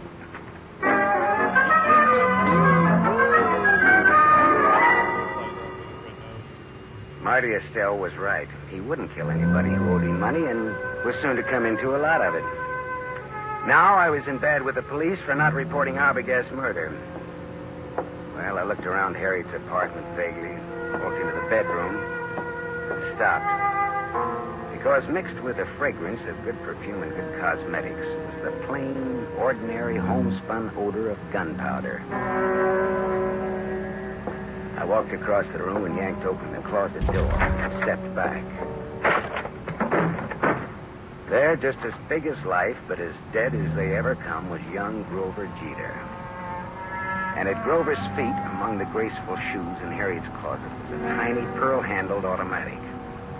I felt bad about that, because I guessed that the dainty holes, bullets from that dainty gun, would fit the two dainty holes over Grover's heart. I put the neat little pistol in my pocket. I thought old man Jeter ought to know about his son. I thought. Why would you put yourself in possession of I didn't expect to find Waldo, the chauffeur, and Harriet Huntress with old Jeter in Jeter's big study, but there they were. Why, Mr. Marlowe, I'd about given up hoping to see you tonight. Well, I changed my mind about coming out again, Mr. Jeter. Oh, Waldo? Hi, Marlowe. Didn't expect to see you here, Miss Huntress. Didn't you? Did you expect to see me here? Never mind that, Marlowe. I want to know where my son is. What do you mean, Mr. Jeter? He's missing. That's what I mean. Oh. He's missing, and no one knows where he is. I know. Eh? What's that? Where, Marlowe? Miss Huntress, where did you and Grover go after Grover took that sucker punch at me in your apartment? We went out together in a taxi. During the ride, I had a change of heart. I didn't want Grover or Grover's money. I told Grover to find another playmate, and I got out in Beverly Hills. Grover went on in the taxi. And where did you go? Back to my apartment. Later, I got out my car to come down here and tell Mr. Jeter I decided to forget the whole thing. For him to call off his dime novel sleuth. Dime will no longer buy a novel of any description, but that is beside the point. You said you knew where Grover is. That's not beside the point, is it, Mr. Marlowe? He's back in Harriet's apartment. Well, I didn't let him in. How on earth could he be? Hawkins, your house detective, let him in. The last I saw of Grover, he's dead. Oh, what? What's that? Dead. Dead, shot with a small caliber gun. I can't believe it. I can't. It's Grover's dead? Miss Huntress, this .25 caliber pistol was on the floor at Grover's feet. Here, take it. Look it over, will you? Mine. You murderess. I'm not. You cold-blooded and murderous. Oh, stop that! Stop it, both of you. It could have been suicide. Suicide? Well, yes, that's a possibility, of course. I see you like that idea, Jeter. But it wasn't suicide. Then she did it. The murderess, the scheming, contemptible... It was murder, and it's fairly obvious who did it, Jeter. Eh? Marty Estelle is my guess. Well, guess again, Waldo. Estelle had $50,000 invested in Grover. He wouldn't kill a golden goose like that. And Waxnose didn't do it because he was dead, thanks to Waldo here. That leaves her. She did it. There had to be a motive and an opportunity. Well, it was her apartment after all. Correct, Waldo. But Grover was Jeter's adopted stepson. Oh, like a real son he was to me. A real son. Yeah. But did you lovely people know that in the state of California, a man can inherit from an adopted son who has money and who gets dead? Did you know that, Mr. Jeter? Why, what do you mean? Your inheriting Grover's $1 million would be a motive for killing him, wouldn't it? Mr. Marlowe. That was the motive, Jeter, and it was Waldo's job to find the opportunity to murder Grover for you. All right, Marlowe. That'll be all for you. Well, Waldo, the Dartmouth gun banner. Huh? Drop that gun, Waldo. Shut up. I said drop it. Drop it. Hey, that's nice shooting, Harriet. My hand.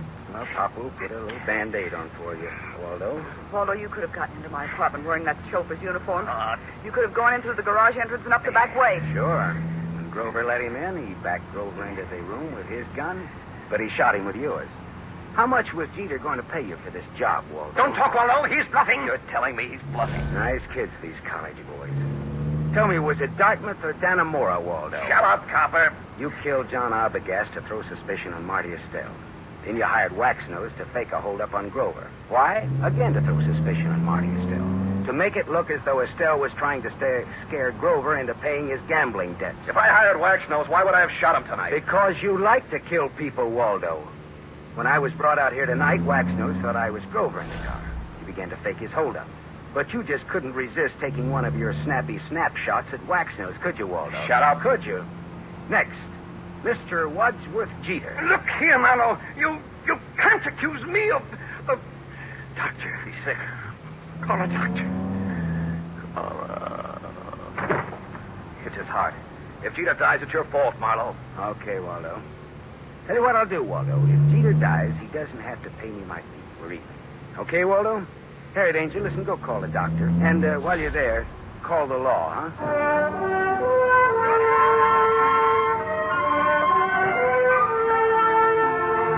Jeter didn't die. His heart was as good as mine, if you want to make anything out of that. The law had Jeter and Waldo cold, and I mean cold. Me? Well, I went out a couple of times with Harriet, as I sat home with her a couple of times drinking her scotch. Nice, all right, but I didn't have the money or the clothes or the manners. Still, I was sorry when she went to New York to live. She had absolutely the best scotch I ever tasted. Maybe because it was free. I don't know.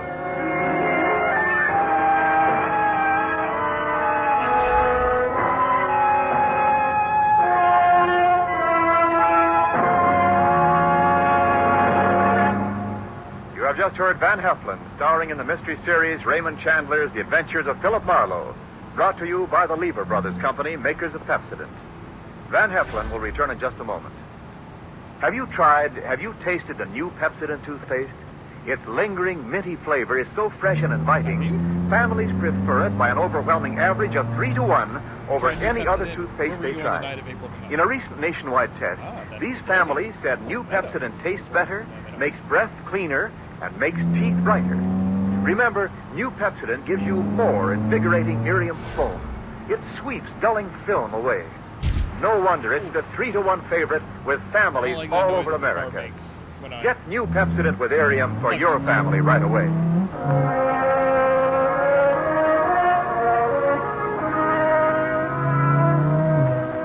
Now, here is our star, Van Heflin. The need for food in Europe tonight is desperate. Starvation faces a multitude of our fellow men. There's a way you can help.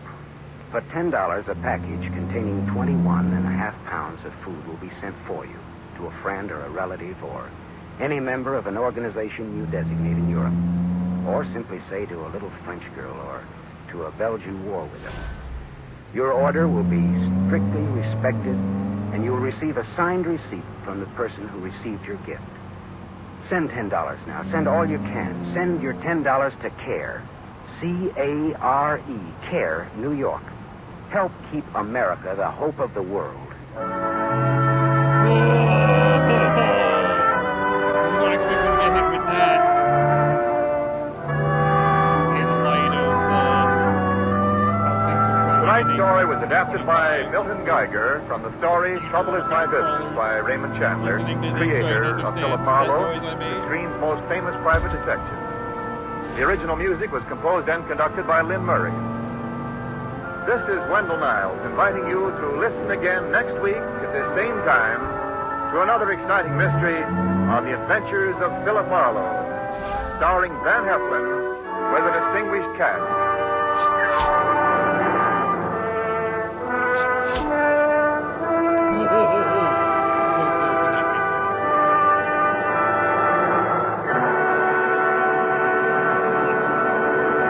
This is NBC, the national broadcasting company. Okay.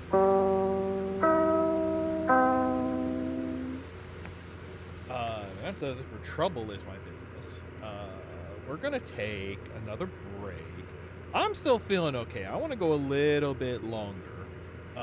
But as with last time, if we're taking a break, we're coming back with new cars, new environment. And if we're coming back with a new car, that means we gotta make some room.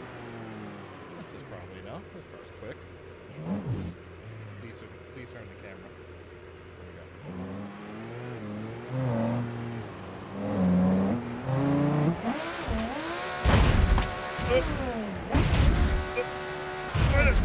There we go. Remarkably. Nope. Wait.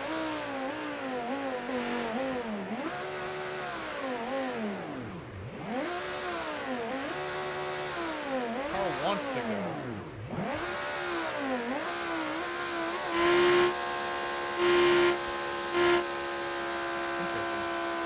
Oh, I broke it. I broke it real good. Okay. Yeah. Don't go nowhere, anybody. We'll be back in a couple of minutes, and I have an idea. See you in a minute.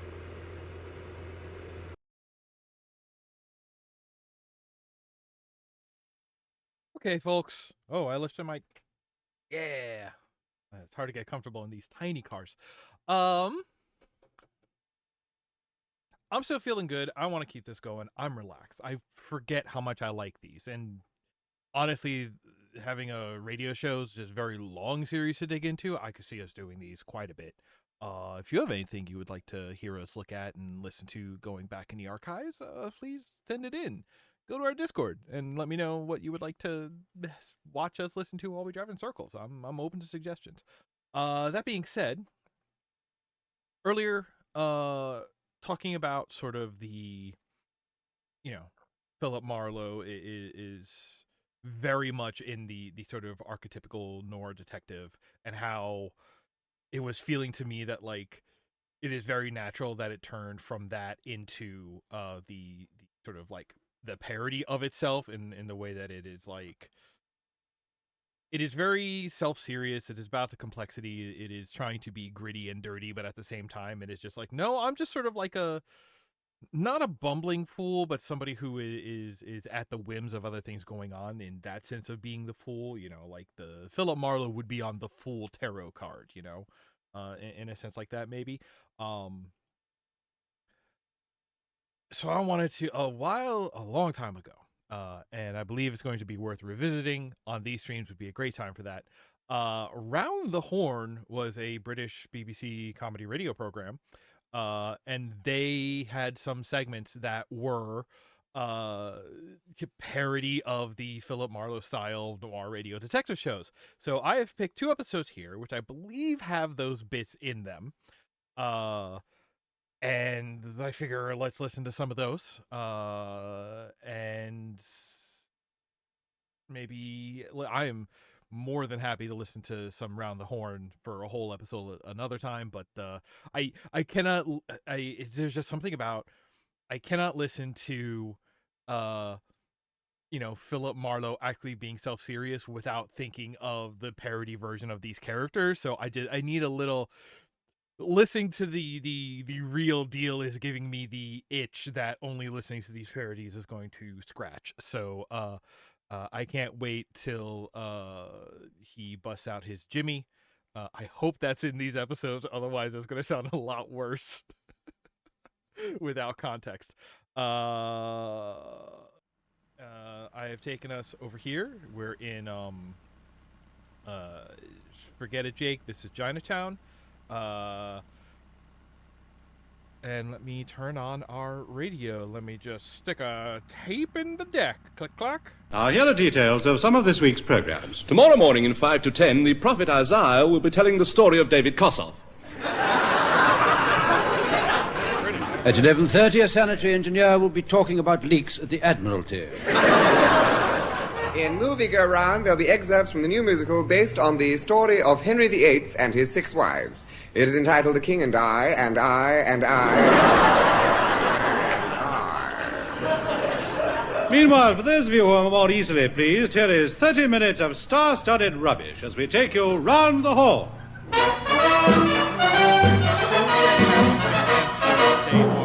Story so far. Yep. Wizened, blue-chinned Betty Marsden received a mysterious invitation scrawled on the back of a cocker spaniel, played by Hugh Paddock on all fours. As she looked at the envelope, a small tremor ran down her spine and fluttered up the chimney, clucking furiously. Who was the letter from? Was it from Romany Bill Pertwee, he of the gypsy stock with 9 good ingredients?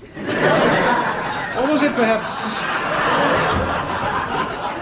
was it perhaps from Petite Gamin Kenneth Williams? She tore open the envelope, and there, scrawled in a rude hand across the page, was the news she dreaded to hear. This is Kenneth Holmes.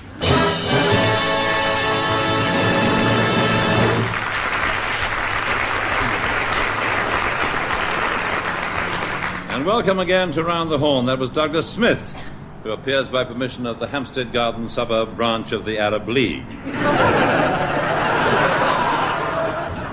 Now, to begin, here are the answers to last week's quiz. Now, question 1 was the puzzle picture, and it was, of course, an aerial view of a Frankfurter sausage dressed as Queen Victoria. And not, as one of you suggested, Queen Victoria dressed as a Frankfurter sausage. Question 2, the odd man out was, of course, the Senapod. All the others were prime ministers. Question 3, this came in 6 parts, and the answers were no, no, perhaps, sometimes, only by appointment, and yes, but when our husband's on night work. Now then, where was I? Said he, pretending to make up the script as he goes along. Oh yes, I know what I was going to tell you. Today marks the centenary of the birth of the crumpets. And I would like to pay tribute to Tammany Wilkinshaft, who can with some justification be called the father of the modern crumpets. Tammany was a master baker who lived in Nuneaton.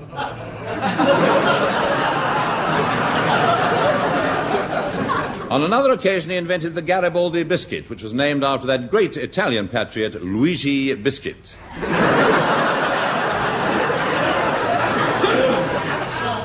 But he is best known in this country for the crumpets. Now, the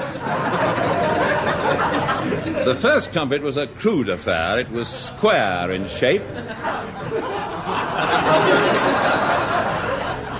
And it hadn't got any holes. So, consequently, the butter ran off it. And Tammany became known in Nuneaton as the man with the greasy lap. But undeterred by the sneers of the townspeople and many parlourmaids, Tammany persisted with his crumpet until in 1880 he perfected the crumpet as we know it today. It was an immediate success, and soon he was getting orders from all over. He was asked to make triangular crumpets for the YWCA. Circular crumpets for the Round Table. And on one occasion, a crumpet shaped like a carpet slipper for his Masonic lodge. But his great moment came when he was asked by Parliament to make a giant one to celebrate Queen Victoria's Diamond Jubilee. In honour of the occasion, he built a crumpet that was 15 feet across and 6 foot high. And an added novelty, he hollowed out the centre, and a Gaiety girl was secreted inside. And when the loyal toast was drunk, she leapt out, wearing pink coms and waving a Union Jack. Either that or the other way round, I can't remember. In any event, the whole thing was a great success, and as many people commented afterwards, it was a smashing bit of crumpage. Well, I'm glad I got that off my chest, rather. Now to our feature on the Backroom Boys of the BBC. Whenever listeners or viewers have complaints about programmes, their problems are tackled by a small but important group of people, the Complaints Department. Well, Miss Runcible, any complaints this morning? There's an angry letter from a Mrs. Goldberg complaining about a reference in the radio newsreel to a dangerous outbreak of rabbis in the southeast. Outbreak of rabbi? Rabies!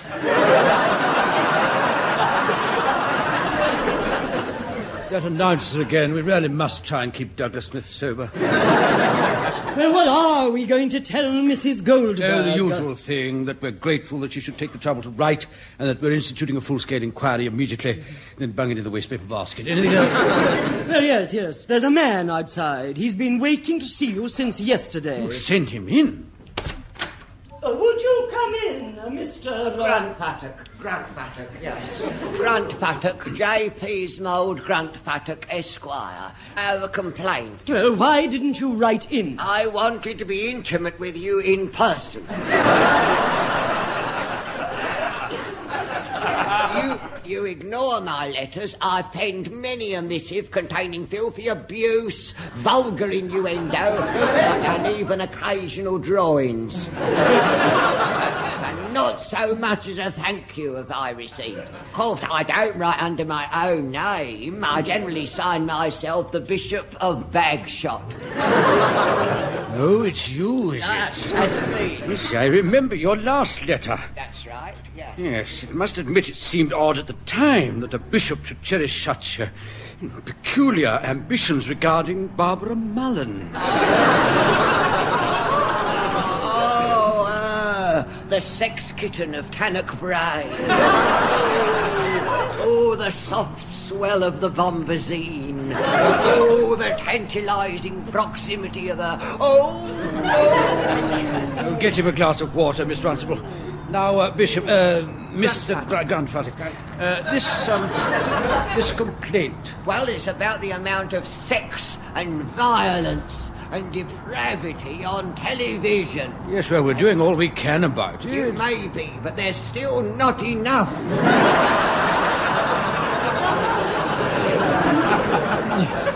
Can you work some more into your programmes? Didn't I make it clear in my letter to you? You remember I suggested that Dr. Finley's casebook could do a story where that Dr. Snoddy could ply Barbara Mullen with drink and persuade her to cavort about in a provocative manner, wearing nothing but a Winceyette nightie and Wellingtons.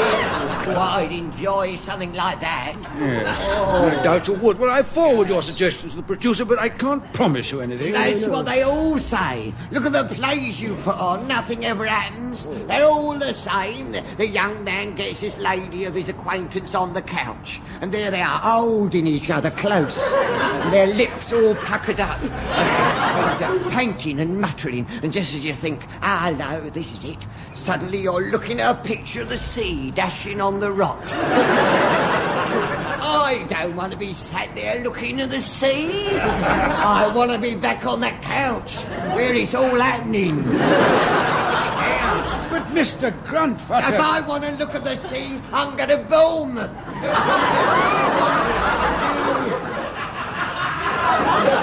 I want to be taken out of myself. I want plays that are unfit for people of a nervous disposition or I want salacious sex and gratuitous violence and filth and swearing and drinking and carrying on and being arrested.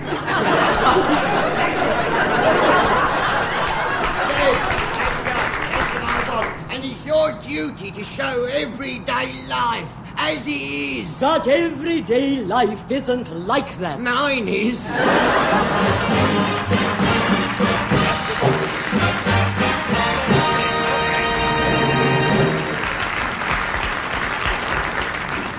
Well, it's good to know the BBC looks after the interests of minorities. And now to our new feature. Smith, Sharp. Coming, sir. And now a new feature. Awe-inspiring in its grandeur, breathtaking in its magnificence, sickening in its content. Inspector Horn's Casebook.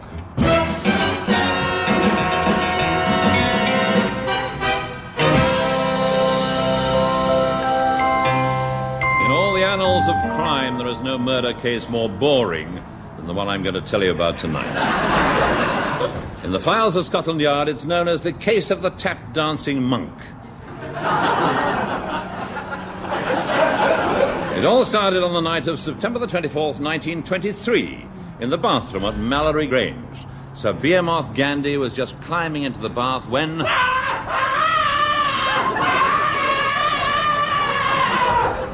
His housekeeper, a Mrs. Evadne Codpiece, ignored the scream, assuming that the bathwater was too hot.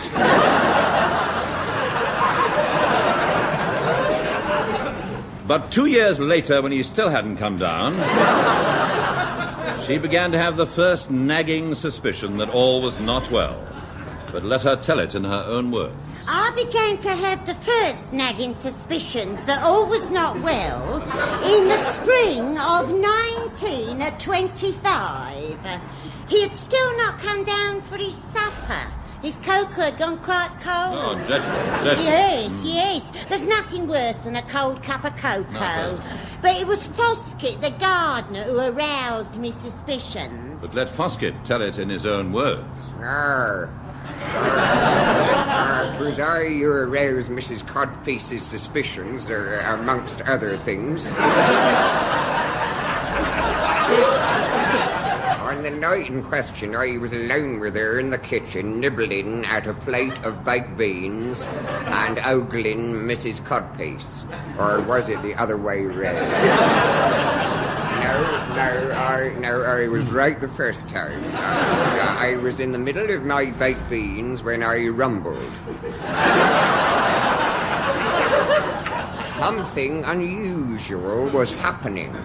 What I rumbled was that for the past 2 years, water had been seeping through the ceiling until it was lapping about her thighs. No, I thought, something's up. Sir Behemoth has left his bath tap running. Mrs. Codpiece and I did what we had to, and then we called the police. Constable Larkspur was summoned and broke down the door, but let him tell it in his own words. I was summoned and I broke down the door. A scene of indescribable confusion greeted my eyes. The deceased laid sprawled on the bathroom floor. He'd been struck repeatedly over the head with a blunt instrument, to wit, a stuffed badger. A rubber duck lay in the bath, its neck twisted into unnatural position. For a rubber duck, that is. And on its face was an expression of horror. This is the work of some maniac, I thought. Suspended from the cistern, I espied a rude note, obviously left dangling by an assassin. I flushed angrily.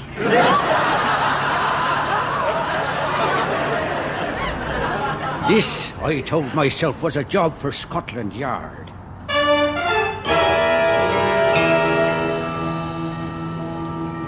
Well, Inspector Orme, what do you make of it? Well, Sergeant Fox-Tippet, I'd say that foul play cannot be ruled out. By the way, sir, have you considered the possibility of suicide? Certainly not. If the woman lodges a complaint against me, I shall say that the train lurched and I... Oh, no, I see... Oh, yes, I see you mean this case, yes. I think we can rule suicide out. After all, the deceased was in good health and of a sound mind, and there seems no reason why he should beat himself repeatedly over the head with a stuffed badger. Have you had the badger tested for fingerprints? Yes, but the only fingerprints we found were those of another badger. We pulled him in, sir, but he can prove that he was in Whipsnade at the time. If we can find who the stuffed badger belonged to, we've got our man, Fox-Tippet. Well, there was one mark on the animal that might give us a lead, sir. A laundry mark, the Celestial Bagwash Company Limehouse. Good. Yes. Well, right, I'll go down there and have a snoop around. Oh, and while I'm gone, put out a call to all stations to keep on the lookout for a small, squat man about 3 foot tall, with bright ginger hair, a bulbous nose, a peg leg, an eye patch, and a dueling scar down his left cheek. Is that a description of the assassin? No, just a shot in the dark, but... We don't really want anybody who looks like that wandering around London, do we? All right, Fox Tibbet, if anyone wants me, tell them I've gone to the Celestial Bagwash to see a man about a badger.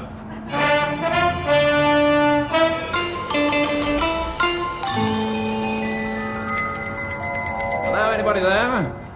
So, you wish to see me? I am the proprietor. Ah, Mr. Celestial Bagwash. I wanted a word with you. I am Sun Yat-sen, son of Sun Yat-sen.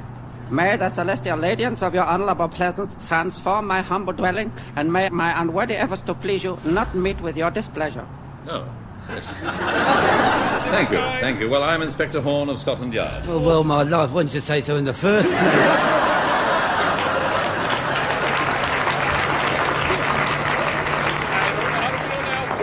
Scared me. I thought you was a customer. What I wanted to know is this. Do you recognize this badger?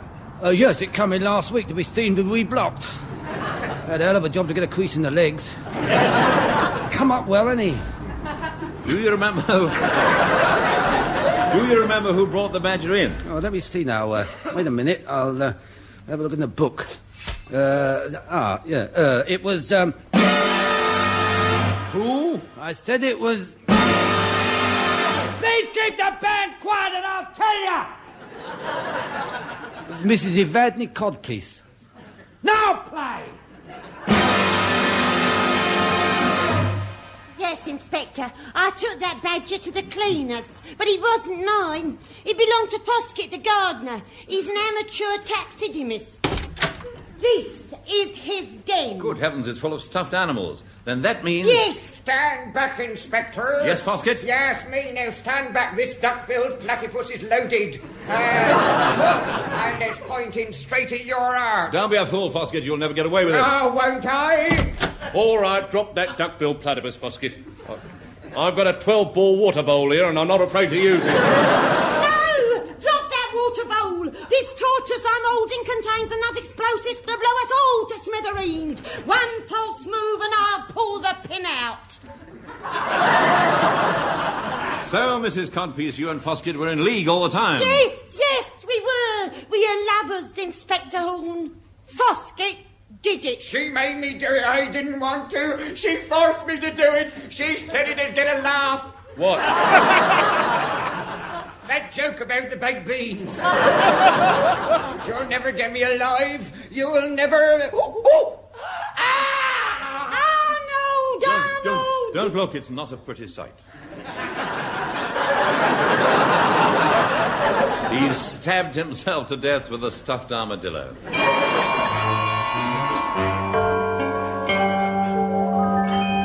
And so ended the case of the tap-dancing monk. Mrs. Codpiece was fined for carrying a loaded tortoise without a license. The Chinese laundryman was discharged with a clean sheet. The badger was exonerated and sold his story to the Sunday newspapers and emigrated to Australia, where he's able to start a new life as a doorstop. One thing puzzles me, Perry. Now, just tell me something. Where did the tap-dancing monk come in? Well, Della, it didn't. I just threw it in to make it interesting. Uh-huh.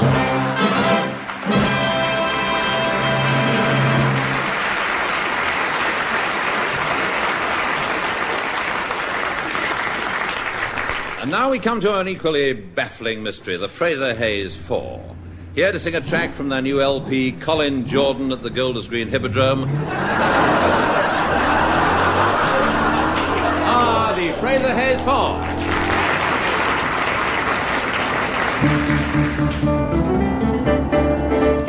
It happened in Sun Valley not so very long ago.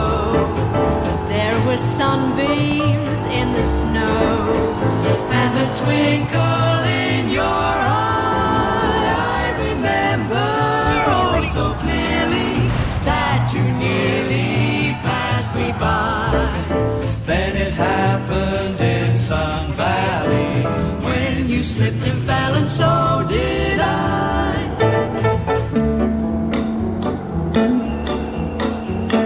Howdy, folks, let's go for a ride. Get your favorite one to sit by your side. Cuddle up in the sleigh, giddy up in the gray, and away we go.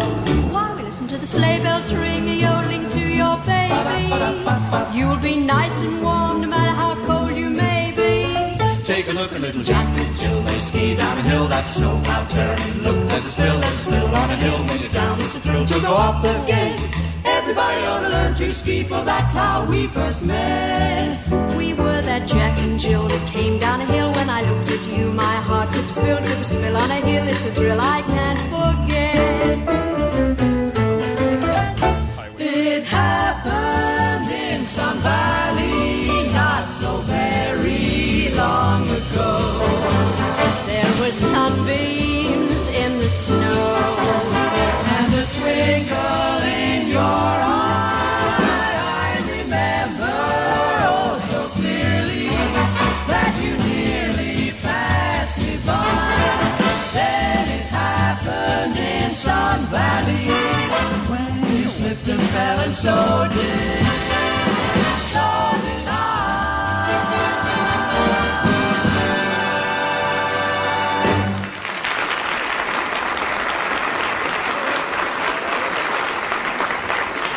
And thank you, the Fraser Hayes, for that really set my feet tapping and my teeth on edge. Never mind. And now, trends.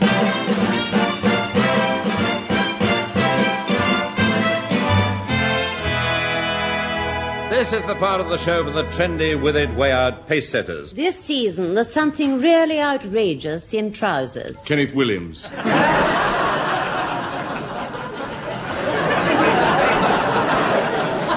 Well, he'd be more outrageous without them, wouldn't he? For the fur wise. I beg your pardon. Say it again, dear. Thank you. Not at all. For the fur-wise, there's a swing back to the 20s. Yes, Raccoon is in. Is he? Well, the phone's been ringing for hours. Perhaps he's in the bath. What, on a Tuesday?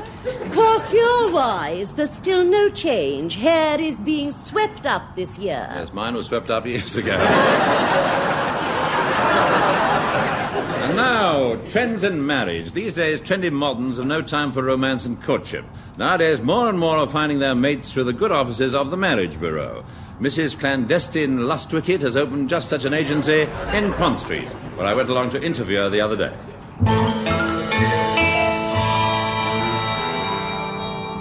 Mrs. Lustwicket, could you tell us something about the size of your operation? Well, ignoring the obvious reply, I would say that I personally handle many hundreds of clients in the course of a year. The only thing I insist upon is that they have excellent references. Before I would introduce any man to any woman, he must first satisfy me with his bona fide.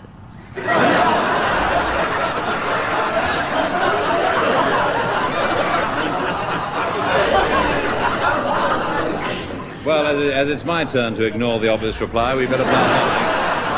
How do you set about finding partners for your clients? We insert an advertisement in this paper, the Matrimonial Times, incorporating the Bird Fancier's Gazette. Let me show you some. Look, poverty-stricken artist wishes to meet nude model he can draw on for inspiration. And look at this. Lady acrobat wishes to meet man able to support her. Oh, my dear, look at this one. Look at this one. Young man, go anywhere, do anything, wishes to meet good companion. Oh, you fixed him up? Oh, yes, I did. But I'm afraid he's put a new ad in today. It reads, young man, been everywhere, done everything, wishes to meet good lawyer.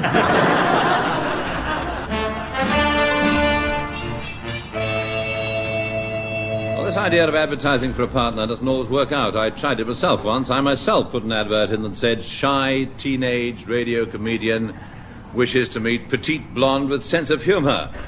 And they sent me Charlie Drake. Well, now, trends in food. This week sees the publication of the 1965 Good Food Handbook. In the studio is the editor, Egon Poltergeist. Why not try Margaretta's casserole? There's good food and a pleasant, intimate atmosphere is ensured by the fact that they have 18 tables and only 4 chairs. Very chummy. Or there's a traditional Welsh restaurant which has just opened where you can select from many typical Welsh dishes such as potage Hugh Weldon, cocker Richard Burton, raspberry fool a la Harry Seacombe. But if you want something that you can be sure of, just ask for the Welsh rabbit. Her name is Blodwyn. A number of other restaurants I recommend are named after the speciality of the house. There's the Chicken in the Basket, specialising in chicken, the Pig in the Poke, specialising in pork. Then there's a new little bistro opened in Chelsea. It caters for a theatrical clientele mainly, and it has an atmosphere both informal and gay. It's called the Faggot and Pea. Yes, I know the one you mean, actually. I went there the other evening for dinner. Waiter! Come in, Ducky, give us a chance. Only got the 2 pairs of hands, you know, just the 2. Oh, hello, it's Mr. Horn, isn't it? Remember me? I'm Julian. This is my friend Sandy. Hello. Well, we're just working here, fitting in between acting jobs. Oh, yeah. I saw you in the commercial on the telly last week. Oh, was it the one where this woman's all distraught about her sink and I come up with plug hole and cut her cleaning time and half with a flourish of Miss Squeegee?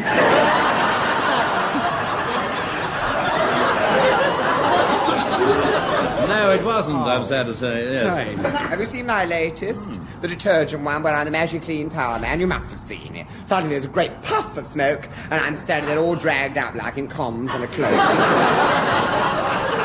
You're supposed to be a Superman. Yeah! I know. Then I knock on this woman's door, and when she answers, I start bellowing at her and I say, have a go at me, lucky dip.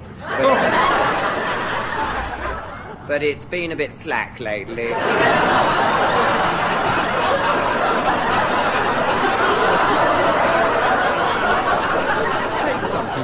Yes, and so we're just filling in here. Now, what would you like to eat? There's our speciality, omelette sur les visages. There's the menu, you see. You have your a la carte, your table d'hôte. Ah, yes, see now, let's see. How's your bouillabaisse? Oh, it's naff, you don't want that.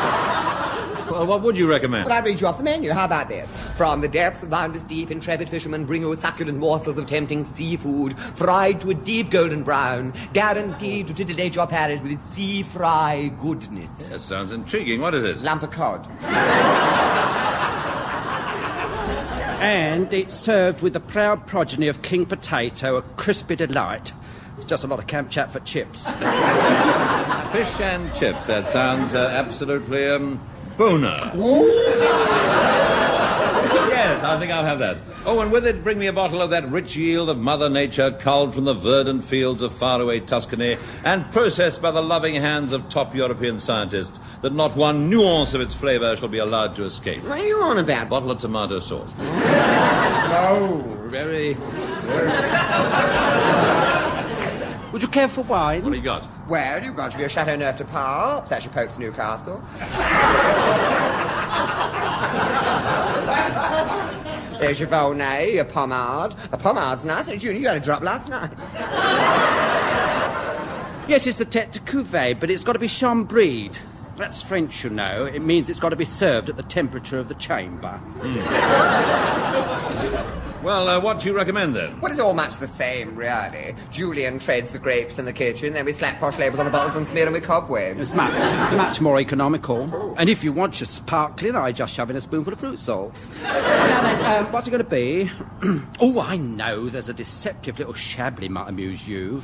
Starts by seducing your nostrils, tips toes across your palate, and violently assaults your uvula. Does it, really? Well, I think I'll just have an insolent little brown ale that swaggers down my throat and lies on its back in my stomach, making rude noises. Well, please yourself. That's 1 cod chips and a bottle of brown ale. Right little Raymond Postgate you are. And what will you have to follow? At a shrewd guess, I'd say ptomaine poisoning.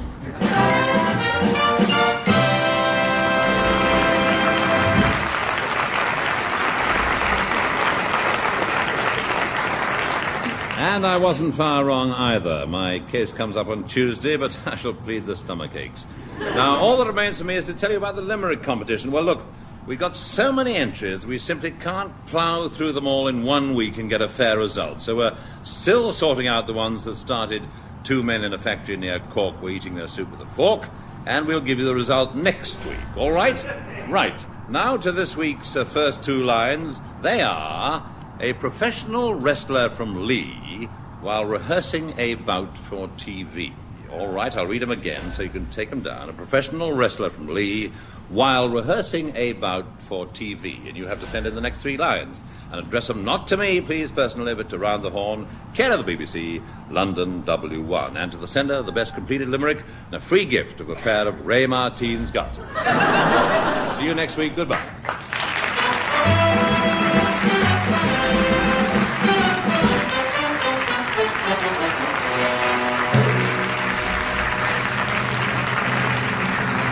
That was Round the Horn, starring Kenneth Horne, with Kenneth Williams, Hugh Paddick, Betty Marsden, and Bill Pertwee.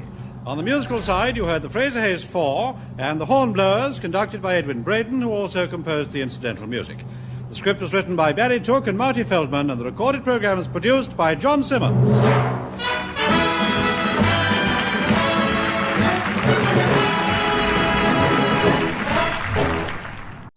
Here are details of some of tonight's programs. At 10 o'clock, a panel of teenagers will be discussing the growing problem of delinquency amongst clergymen. Finally, Bernard Levin will be talking about how he's been a lifelong sufferer from foot-in-the-mouth disease.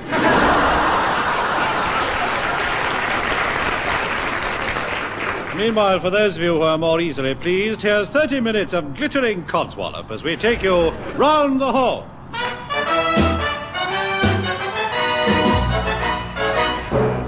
The story so far: Inspector Bill Pertwee, he of the beetling brows and spidery legs, leant against the mantelpiece in the library at Mallory Grange and surveyed the company.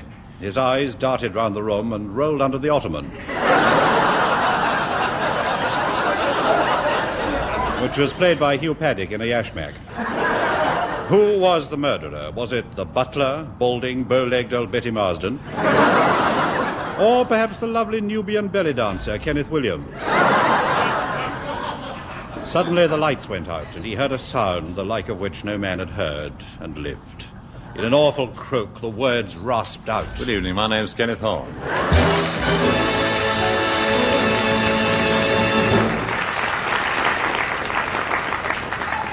And welcome to Round the Horn. Well, here to begin with are the answers to last week's quiz. Question 1, that was the sporting question. The answers were a hole in one, a hole in two, and a cigarette burn in the other.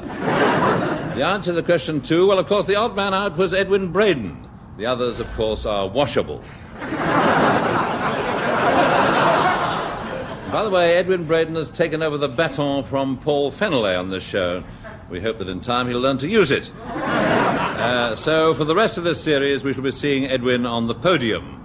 Many times. Many times. Thank you. Now, finally, the question on etiquette. The answer was in 3 parts as follows. Not with your fingers. You shouldn't in the bath. And yes, if you feel you really must, but you get crumbs in the bed.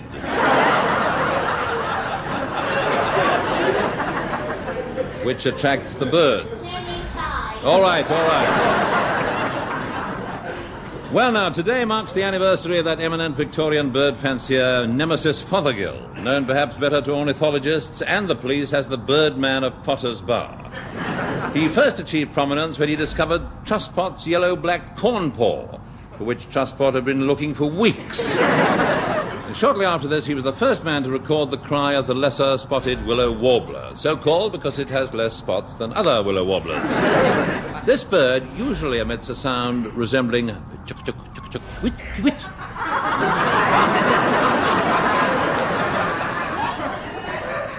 I'll repeat that.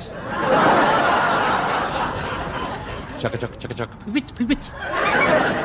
But during the mating season, it changes to chuck, chuck, chuck, chuck.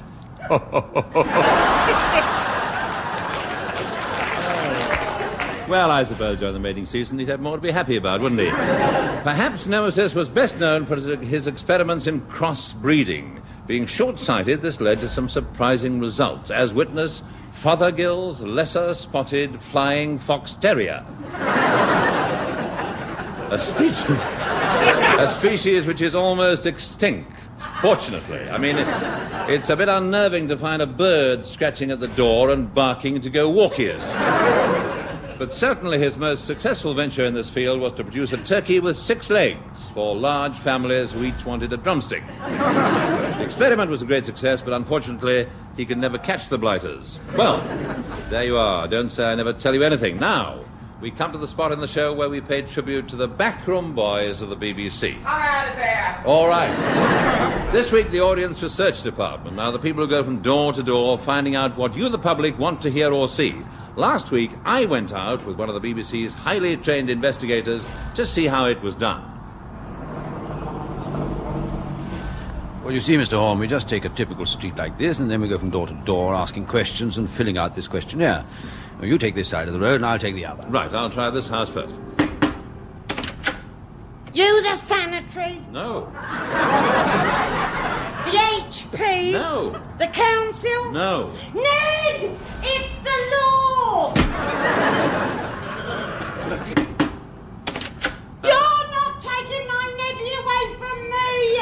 He's a good boy! Don't send him back to that place! Look, I only wanted to ask you a few questions. You're meant to take the stuff back to the supermarket, honest, I did. Them tins of salmon must have just fell off the shelf and slipped down me bloomers.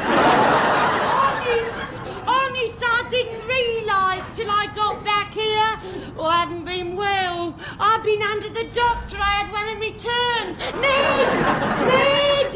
Tell the constable. Oh, you're not taking my mummy. Don't take away from me. You're not taking my mummy. You don't take my mummy. What become of me? What become of me if you take my money? Oh, my mummy. Don't get mummy. No, you mustn't. I need to get a job. I know. No. All right. All right.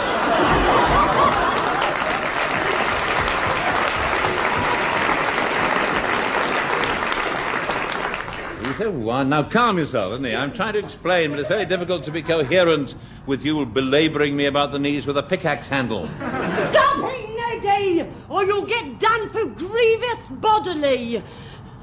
Constable. If I turn Queen's evidence against my Neddy, will it go easier for me? Don't let them send me back to that place! I don't want to send anyone anywhere. I'm just conducting an inquiry on behalf of the BBC into people's viewing and listening habits. Oh. Well, yes. Yeah, well, we feel that there's been too much violence on television.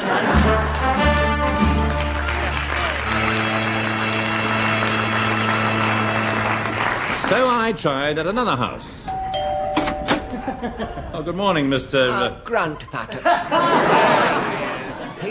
Peas mould Grunt Fattock. J. Peas mould Grunt Fattock. Archbishop. Archbishop? Yes, well, it's a honorary title. You see, I give it to myself. It was the voices that told me. The voices, they told me, they talked to me. They said, go forth, they said. Be the lay preacher at the Hellfire and Damnation Tabernacle. It's over the chip shop at Brixton's, you know it. Yes, I know it quite well, actually. I thought it was a dance hall. Ah, yes, it was. But it come to pass that the Philistines and their birds did cause a great... Philistines and their birds did cause a great unrest in the land, and verily the bogies did descend upon them.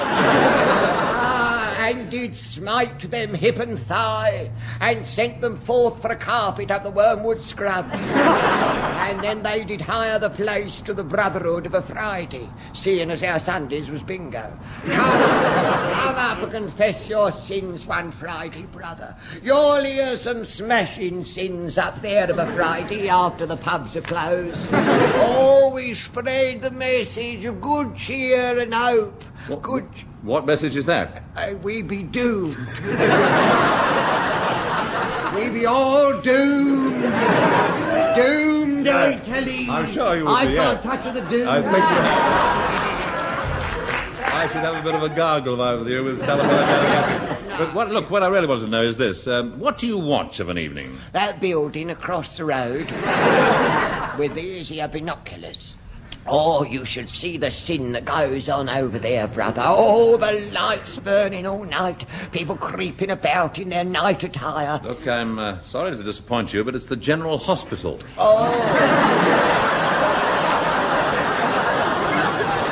Oh, well, another illusion shattered. Yes, very interesting, Mr. Grundfeather. Right, Norman. Norman, is Yes, it? Ah. Gothic. Yeah. The arches are different. Now, could you tell me, sir, something about your viewing habits? Yes, I am, as you will have gathered, by vocation a peeping Tom. So, when any lissom young female, viz. Judith Chalmers or Peggy Mount, comes on the screen, I shut the doors in front of the set immediately. Why'd you do that? I like to watch through the keyhole.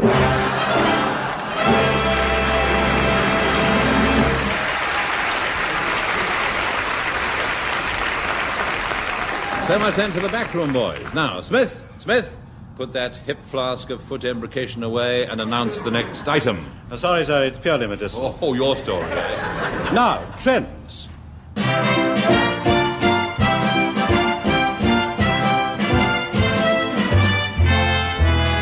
This is the part of the show for the jet set, as opposed to people of my age, the Sopwith Camel crowd. First, fashion. Bosoms are out again.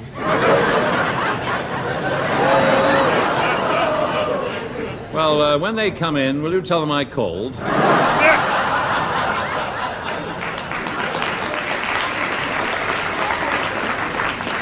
Swimwear. 2-piece bathing suits are out.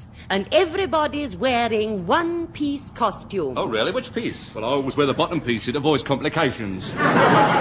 Here's some inside news.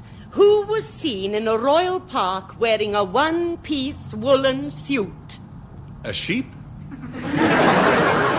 Now, here are some travel trends. A few suggestions for with-it holidays. Sunny, cannibal-infested South Borneo beckons. I've never known anyone who has come back disappointed, but then I've never known anyone who has come back. Or there's a fine choice of agricultural working holidays. You can go hopping in Kent. Or even better, leaping about in Leicestershire. Or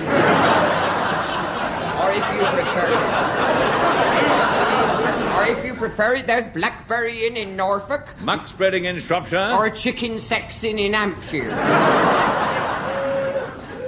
Finally, we come to trends in entertainment. Following the trend in pirate radio stations comes news of a new development. A German pirate TV station operating from a ship somewhere off the coast of Germany called the SS Himmler.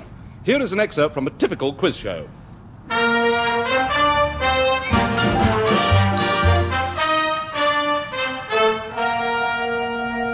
This is Douglas Schmidt welcoming you to another session of that gemütlich quiz show, W. Phoenix.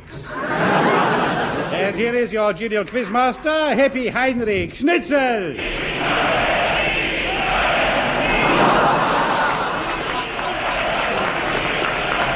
Thank you. Dankeschön and welcome to another session of W. Phoenix. Brunhilde, bring on the first contestant. Ja, Herr Schnitzel.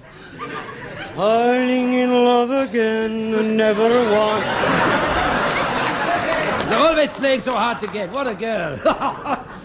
You know what her telephone number is? 999. Laugh again. All right. Now we've had our little fun, and so on with the show. Here is our first contestant, Herr Wilhelm Stumpf. Well, Willie. And where are you from? Well, Happy Heinrich, I'm from Düsseldorf. How about that? A big hand for little Willie Stumpf from Düsseldorf. Right? I can see we're going to have a lot of fun tonight. Brunhilde, the first question. It is a question on music. For 100 Phoenix, who wrote the Emperor Concerto? The Emperor. No. Now, Willie, think.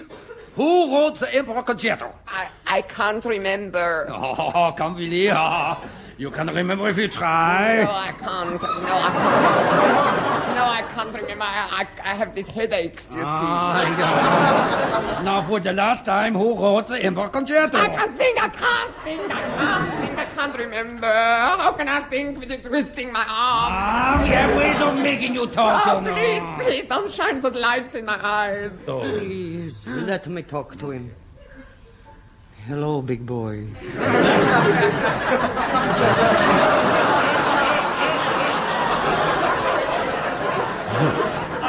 Me? I like you. When this is all over, we can go away somewhere together. Look, really, don't be a fool. Tell him what he wants to know. I know this happy Heinrich. He'll stop at nothing to get what he wants. But I don't know. I can't remember. I have a little friend who might help to jog your memory. Otto? Oh, not that sadistic subhuman giant you keep in the cellar. Yeah. 10 minutes in the soundproof booth with Otto, I think we'll find we'll loosen your tongue. Well, for the last time. Who wrote the Emperor Concerto? All right. Don't beat me anymore. I'll tell you. Just let me... Give that to me! Just as I thought. A cyanide tablet. We're wise to that caper on W. Phoenix. All right, you've beaten me, you inhuman fiend. You may have got me, but there's others all over the world. People are arming. Democracy is on the move. Yes, I tell you. Why shouldn't I tell you? Your days are numbered, Happy Heinrich. Numbered. The skies are dark over Europe now, but there in the west, the dawn is breaking. Yes, Uncle Sam is girding up his loins. His loins, I tell you, his loins. He's girding them up. His loins. Beethoven. It was Beethoven. Oh, I knew all along. Yes, that's right. Beethoven wrote the Emperor Concerto. Oh, well done, Willie. Now, would you like to go on for the next question? No, I'll stick there. Now, will you take the money or open the lucky box 13? Remember, it may contain a high-powered car, a transistor radio, or it may be the booby prize. Well, what should he do? I decided to open the box. What a sportsman! Now, here's the key. Come over here. Turn around. Now, see what Frau Locke has in store for you. Oh, it's just what I've always wanted. It's a love. Oh, well, the boss has beaten us. Come back next week when there'll be 300 pfennigs in the jackboot. Danke.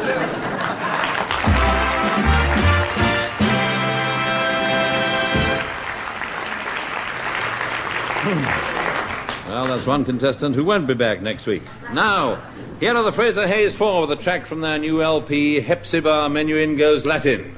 Ladies and gentlemen, the Fraser Hayes Four.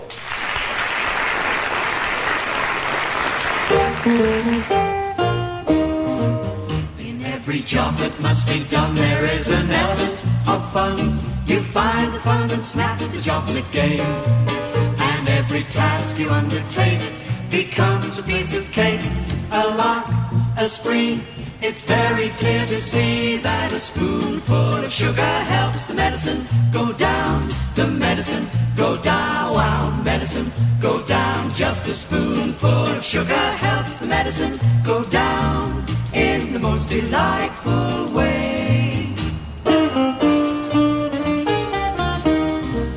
A robin feathering his nest has very little time to rest while gathering his bits of twine and twig. Though quite intent in his pursuit, he has a merry tune to toot.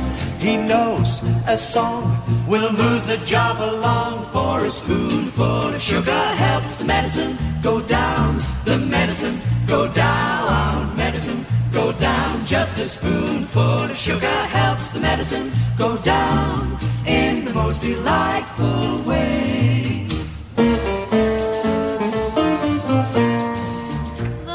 Bees that fetch the nectar from the flowers to the comb never tire of ever buzzing to and fro, because they take a little sip from every flower that they nip, and hence they find their task is not a grind. For a spoon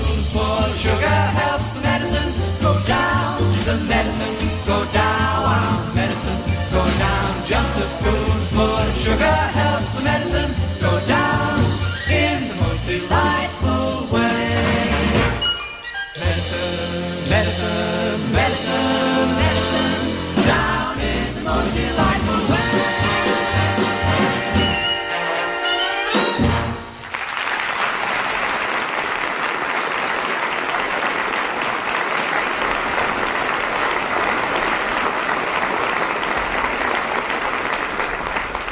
And now a tribute to one of the world's ace crime fighters.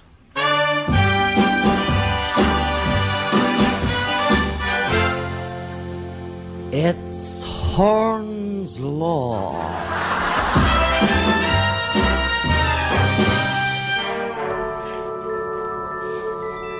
Why, Captain Horn, you play a mean game of strip poker. Okay, kid. I'll see you. What have you got? Well, I've got 3 kings and Mr. Bun the baker. I've got a full house. Oh. Your turn to take something off. Oh, right. Now, what shall it be, my galoshes or my balaclava? Now, don't tantalize me. Captain, you drive me to distraction. No, you drive. I'm tired. No. Careful, you're crushing my carnation. Captain Horn, homicide and cars washed.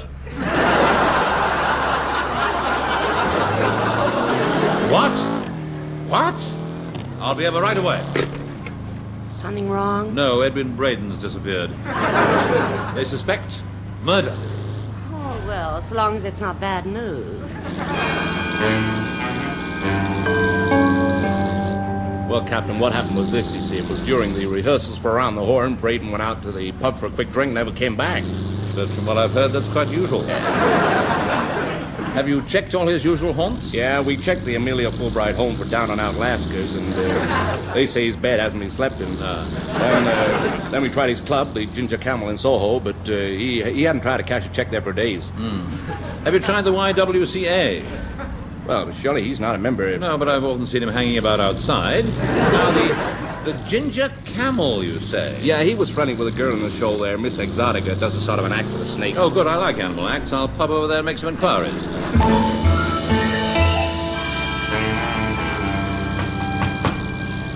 Entrez. Miss Exotica? Oui, that is so. I don't recognize you. Have we had the pleasure? No, we haven't even met.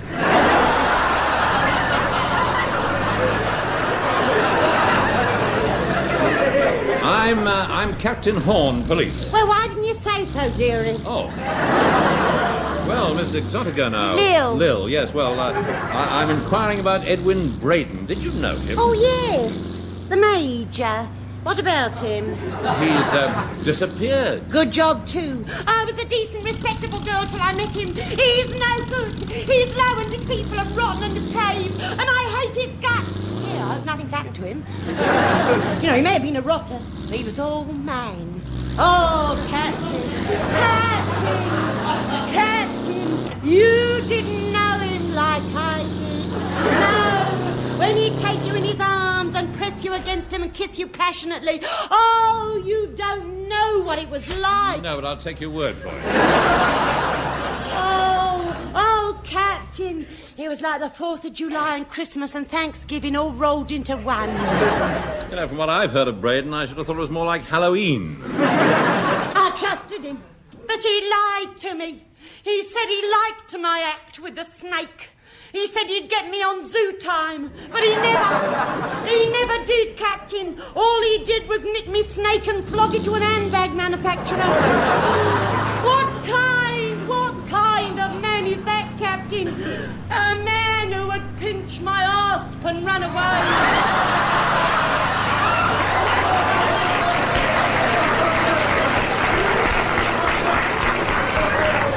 Captain, I'm having to do my act with the length of hose pipe.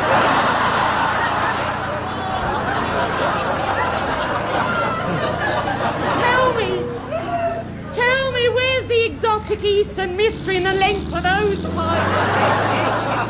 It's about halfway down on the left, I think. I did not kill him. But have you any idea who might have? Did he have any enemies? Well, let me think. There was Harry, the trombone player in the Hornblowers. He hated Eddie. Well, where can I find this Harry? He hangs out at a soft-beat sandwich bar near Archer Street.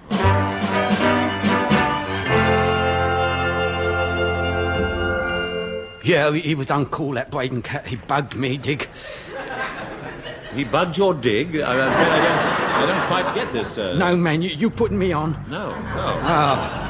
Like, what I mean is, he was my connection, you know. He like, turned me on to the salt beef sandwiches, like, until it become like an addiction, Dick. You don't know how it starts, do you? I mean, you like, have a puff at the gherkin just for kicks. One day you'll wake up in a cold sweat. You got to have the salt beef sandwich. With mustard. Now look at me, man. I've got a salt beef monkey on me back. No good trying to get it off. Yeah, like I knew Braden, but I never killed him. Like. But you had a motive. Oh, yeah, baby, but so did everybody else. The writers of the show, they hated him. He was blackmailing them. He knew they was receiving stolen jokes and passing them off as their own. Yes, Captain, you should see the writers.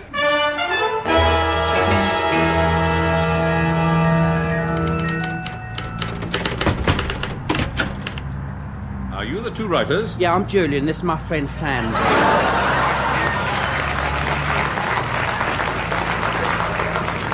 Surely you're those two out-of-work actors from Rent-A-Chap. Yeah, so I've taken up script writing as a sideline. Well, it's not a full week's work, is it? I mean, you can't call it a full week's work.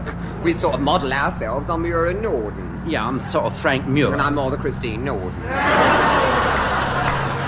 We do all types of writing, don't we? We do all types. You've got to be versatile. You may have seen some of the things we've done. For Just Men, Boney Just.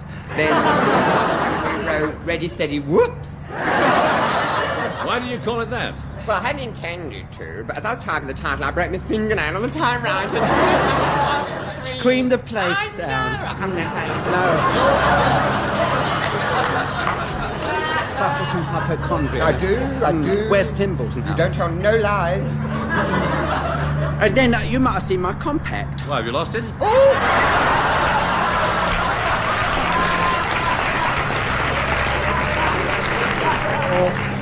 No, it's bold, isn't it?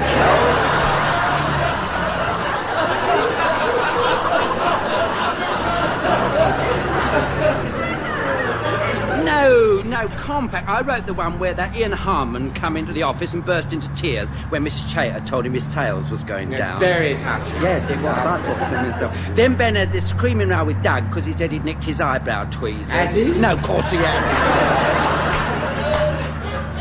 But Gussie confesses she's Mitch's mother, so Mitch gives Elliot Morrow a good thrashing with his own stick and runs off and becomes a stoker in the Merchant Navy. That's right, babe. But surely Mitch is a woman. Oh, is he? He never let on. All right, boy. Well, I appreciate your problems, but I'm inquiring about the mysterious disappearance of Edwin Braden. Oh, him, great airy fool.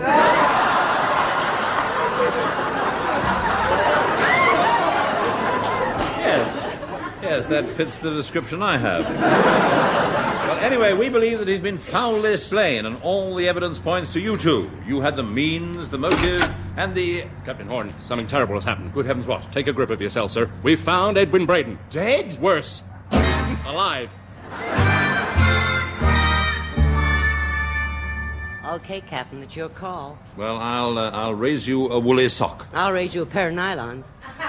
A fair I'll pull over and my braces. Oh, you're playing for high stakes, Captain. If you win this hand, it means I'm left with practically nothing on. All right, then, in that case, I'll see you. That's Horn's Law.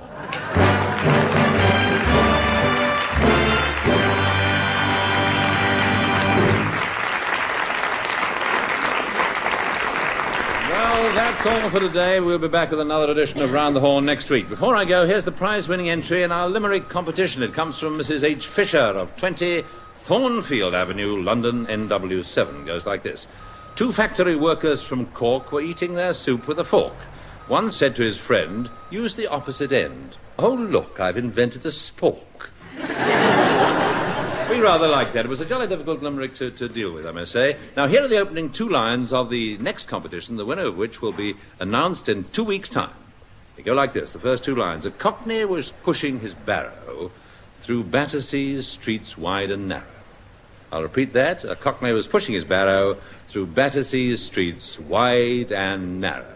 And entries to Round the Horn, BBC, London, W1, and to the sender of the best completed limerick goes this week's prize of a glossy nude photograph of Richard Dimbleby's knees. And I wouldn't mind going in for that myself. Well, cheerio. See you next week.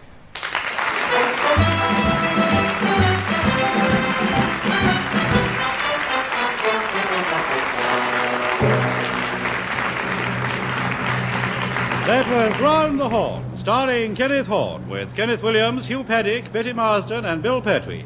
On the musical side, you heard the Fraser Hayes Four and Edwin Braden and the Hornblowers. The script was written by Barry Took and Marty Feldman and produced by John Simmons.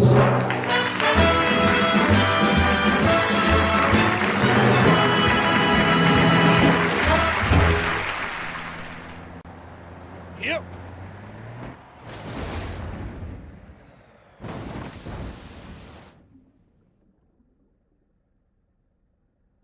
A little underwhelming, but it's very calm down in here. Alrighty. Hey, folks. I'm gonna say that does it, while we're hanging out underwater here. Just a little washed up. That was a jolly old time? I don't know. So much, I forgot how much of Around the Horn was both just, like, supremely, like, soppingly British, but also of an era. So, take that as you will. I'm not standing behind it, but there are parts that do make me still laugh. All right, that's gonna do it. Thank you for hanging out. Before we get out of here, a little bit of housekeeping. What is that housekeeping? Go follow at the places. You're probably watching this in an archive on YouTube, in which case, hey, thanks for sticking around to the end. I hope you enjoyed listening along with us. You can sit around for these when they get recorded live. You can do that by going over to our Twitch and following there. Or if you are here because you're checking us out on Twitch, go over to the YouTube and catch up on what you missed. If you want to get notifications about when something goes up on YouTube or live on Twitch, go join our Discord. It's mainly for notifications right now, but occasionally other stuff happens up there. Come on in. Let us know what you watched that made you decide to come check us out. That would be super appreciative. And the last thing is, if you like what we're doing over here, I have a coffee and a Patreon set up. Please go throw us, I don't know, like $1 a month. That would help us do this full time. I would much rather sit here and drive in virtual circles all day with all of y'all lovelies rather than go out and work a real job. Boy, it's later than usual. Right. I started late and went the same usual amount of time. Great. So that's going to do it for us here. Thank you for hanging out. I had a lovely time. I hope you did too. And until next time I see you, take care of one another. Have a good night, everybody.